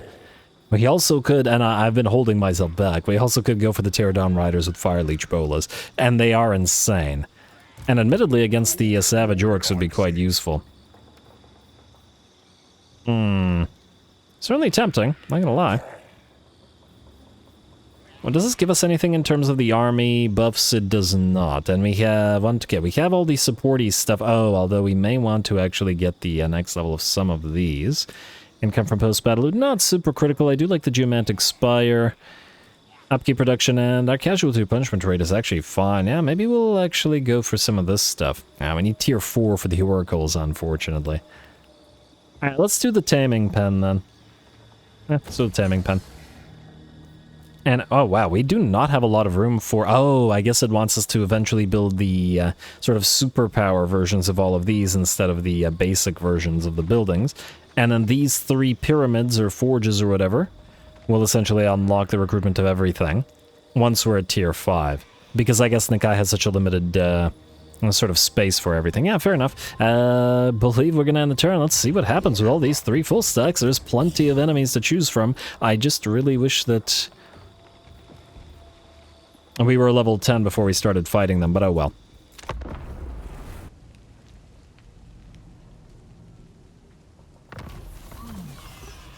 Alright, well, a sequence of creation, there we go. Now we can recruit lords, and, well, I'll consider it. Sotek's champion. You could very much lead the Skink Army. I did want the Skink Army, although... You know what, we'll probably be fighting lots over this turn, so this is probably the best time to get the Croxagore Lord. Alright, so here's what we'll do. Starting with... cohort of Sotek. That sounds skinky to me. Here's what we'll do. Rights. We will pop the Right of Mastery, giving us access to the higher level Croxagore Ancient, like so. and at the same time buffing up the CROCs in our own army in preparation for the fight we're about to get. Then we will go into this and then recruit our CROCs Ancient Lord with, I guess, Chotek embodied. It is a shame that it doesn't buff the army in any way, but I think it won't matter much over at the end of the day. Then we'll do this. And then, hey, that gives us money. You start at rank 11, which is pretty darn solid. We will then pop you into regular stance and the Bloody Hands, rank 15. Wow, not bad, not bad. I mean, our strength rank is probably going to be a lie throughout the campaign in the sense that, declare war. Forget it.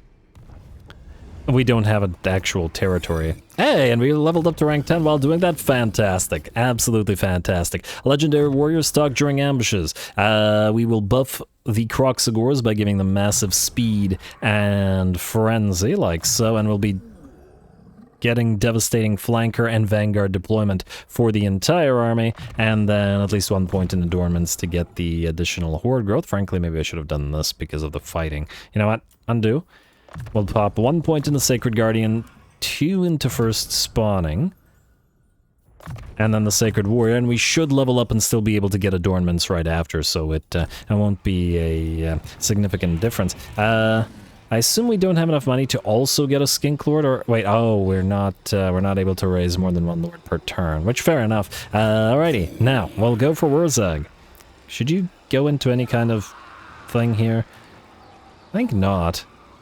Upkeep increase, wins a magic power reserve, that's great, but doesn't help us here. Vanguard deployment for certain units is useless to us because we now have full Vanguard deployment, so I guess we'll attack.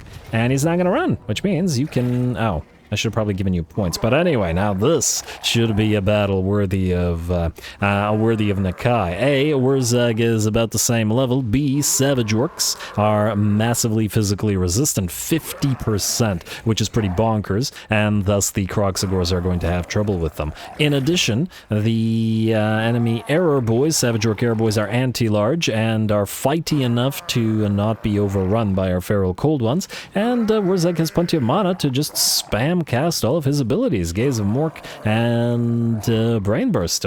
I think it'll be a great fight. Go.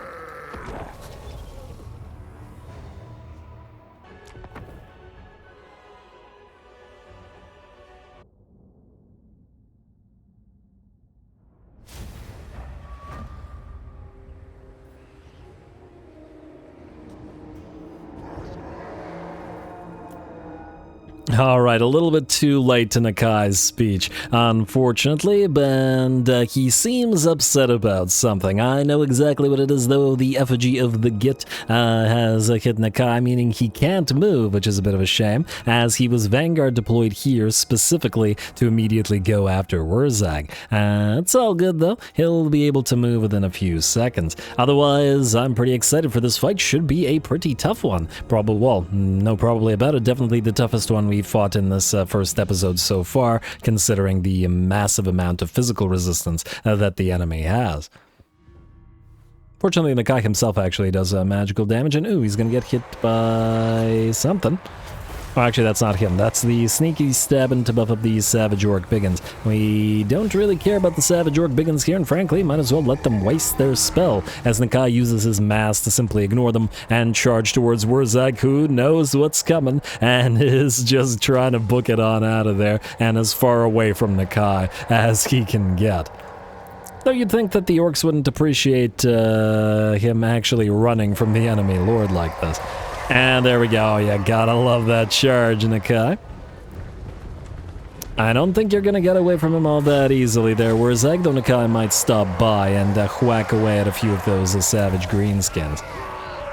Nice big ol' uppercut as the enemy Savage Orc Boar Boys arrive, but they're not going to have too much of a better time than Wurzag will as soon as Nakai reaches them. Also, isn't it nice the sort of variety of enemies that Old World is offering to us? First episode, and already we've fought dwarfs, ogres, undead, and now greenskins as well. And if it hadn't been for our vassal, we would have been able to fight beastmen as well. Which is quite nice, you gotta admit. And of course we got Chaos and a bunch of other things nearby. Chaos, Skaven, etc, etc. And got to love the variety. Anyway, the battle is joined. Croxagors and whatever other units we have facing off against the piles of enemy Savage Orcs. It's going to take a long time to work our way through all of these in the main blob, though here we were able to surround them fairly well and have done quite severe damage through at least some of them. The Croxagors are forming a living wall at the current time and allowing our skink cohorts to fire at the enemy, though we're going to have to back them off in order to meet the charge of some of these Savage Orcs over on the right flank. Our Feral Cold Ones are moving in as well, and it looks like finally Nakai has found Wurzag, who is still attempting to get away. This does unfortunately mean that Nakai isn't fighting other units nearly as much, but, well, that's alright. There's only so long that Wurzag can run away from him.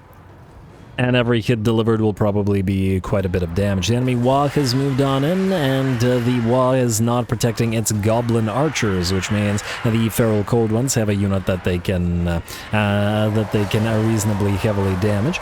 Though it does look like some Savage Orcs will in fact move in to protect them. Well, Nakai has finally reached Wurzag, who rapidly loses 75% of his HP. It looks like he drops by 25% with every blow from Nakai. And oh wow. That poor Gobbo moves in. I think Nakai didn't even look at him, just whacked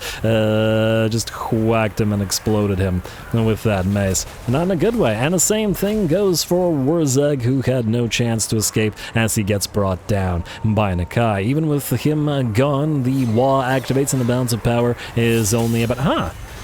Where did that come from? Oh, they have another caster. Yes. They have another sneaky stabbing, and I do believe they have a little Night Goblin Shaman here, who Nakai has also sniffed out, and yep. Every hit will again deliver 25% of his HP. Anyway, despite the fact that one caster is dead and the other one soon to follow, there are still plenty of Savage Orcs within the fight that we've got to work our way through. And at this point, we are starting to take damage on several of our Croxagors. I believe one of them is down to nearly half of its HP, this one, and that's the Sacred Croxies as well. Some of our Feral Cold Ones have reached a quarter of their HP and are starting to rout.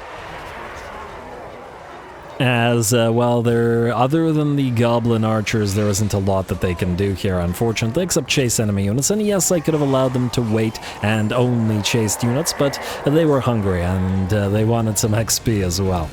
Anyway, the Croxagors, these Feral Cold Ones have distracted the enemy long enough. Nakai has defeated the second mage and is getting ready to move in and fight some of those Savage Orcs, and his buddy, the newly recruited Croxagor Ancient, is getting ready to move in as well.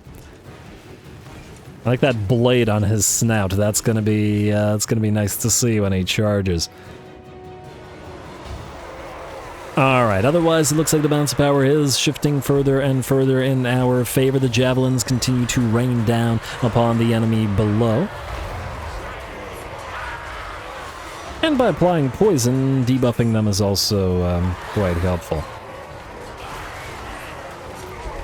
Alright, Steg's still wading through the enemy blob of orcs and has taken a little bit of damage, but ironically less damage in this fight than against the ogres because the enemy archers were not able to focus it down. So even at the loss or heavy damage to some of our Feral Cold Ones, they were able to keep the enemy from focusing down the Steg, which is quite worth it. Another Wa activates. I feel like the army-bound Wa ability should actually no longer become available if the Lord dies, though admittedly that probably only... oh, poor Croxy. Another Croxy one down here as well. Not in a good way, but anyway, yeah, that would probably only benefit the player in the sense that the AI probably would be the one losing Lords most of the time, player very rarely so. Although I suppose the player's Lord could rout, and then upon routing, that could also deactivate the Wa. There is potential for that as well. Not that it matters over much. Anyway, it looks like the battle is pretty much ours. The bounce power is at about 90% in our favor. And Nakai, together with the CROC Ancient and a unit of CROC were able to obliterate that unit of Boar Boys. And it looks like the last of the enemy units are going to rout. And the battle will be ours. Alright, very nice proper fight this time. We've finally taken severe damage to a bunch of our units. Our Skinks, our Cold Ones, even our CROC lost a ton of HP. Of course, the CROC will recover fairly well. That's the benefit of using monstrous infantry, who, when they don't lose their models, will recover most of their HP, but still, very nice job by Wurzag. I expect that his faction won't be destroyed like this, as in we'll probably meet another full stack or two from him again, so we'll still be able to enjoy some more.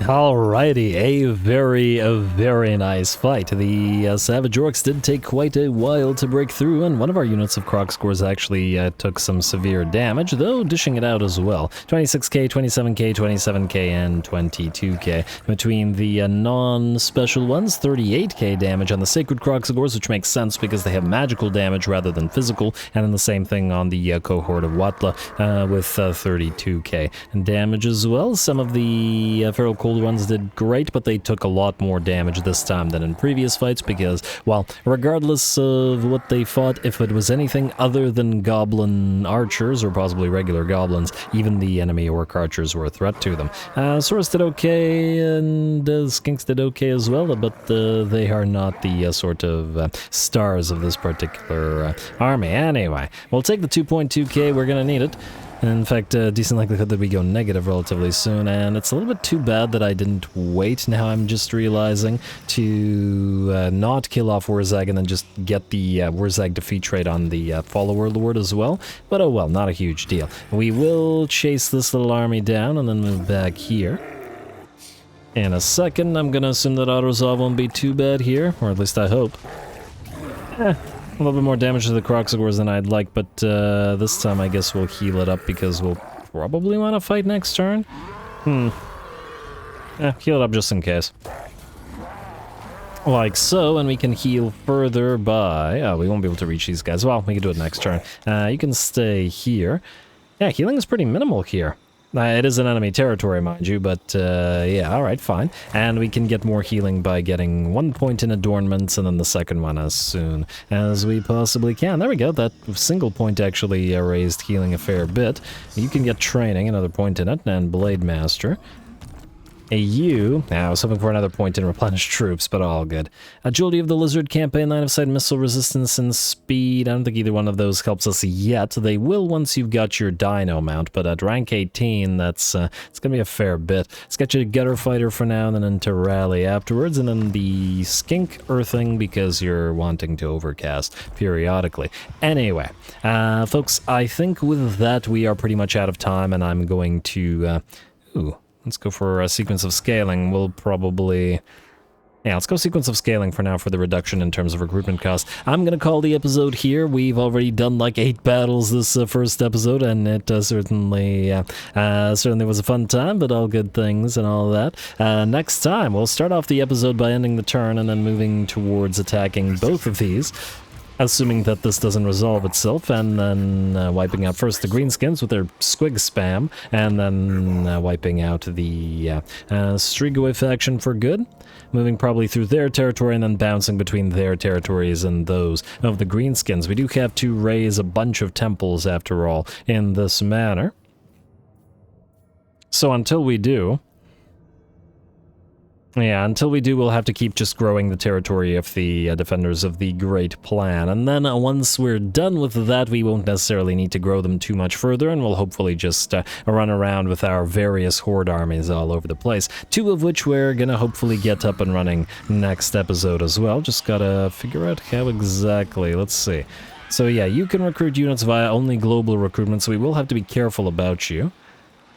Although, as long as you're near Nakai, you can just transfer units, and it might be faster to just recruit via Nakai's own army, especially basic units like Skinks and stuff. Oh, actually, I just want a real quick check.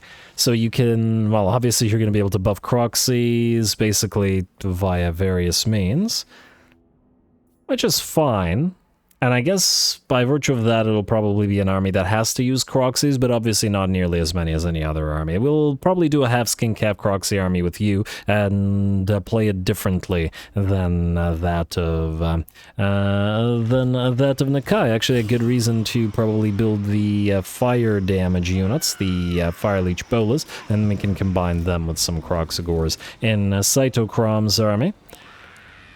A little bit of a shame that he doesn't have that speed thing, but I'm hopeful that this will eventually, over the course of the campaign, will pay dividends by transferring as much XP as we can. Anyway, like I said, calling it here. Stay tuned for more on Nakai. Don't forget to leave those likes and comments below. All glory to the algorithm, and thanks for watching.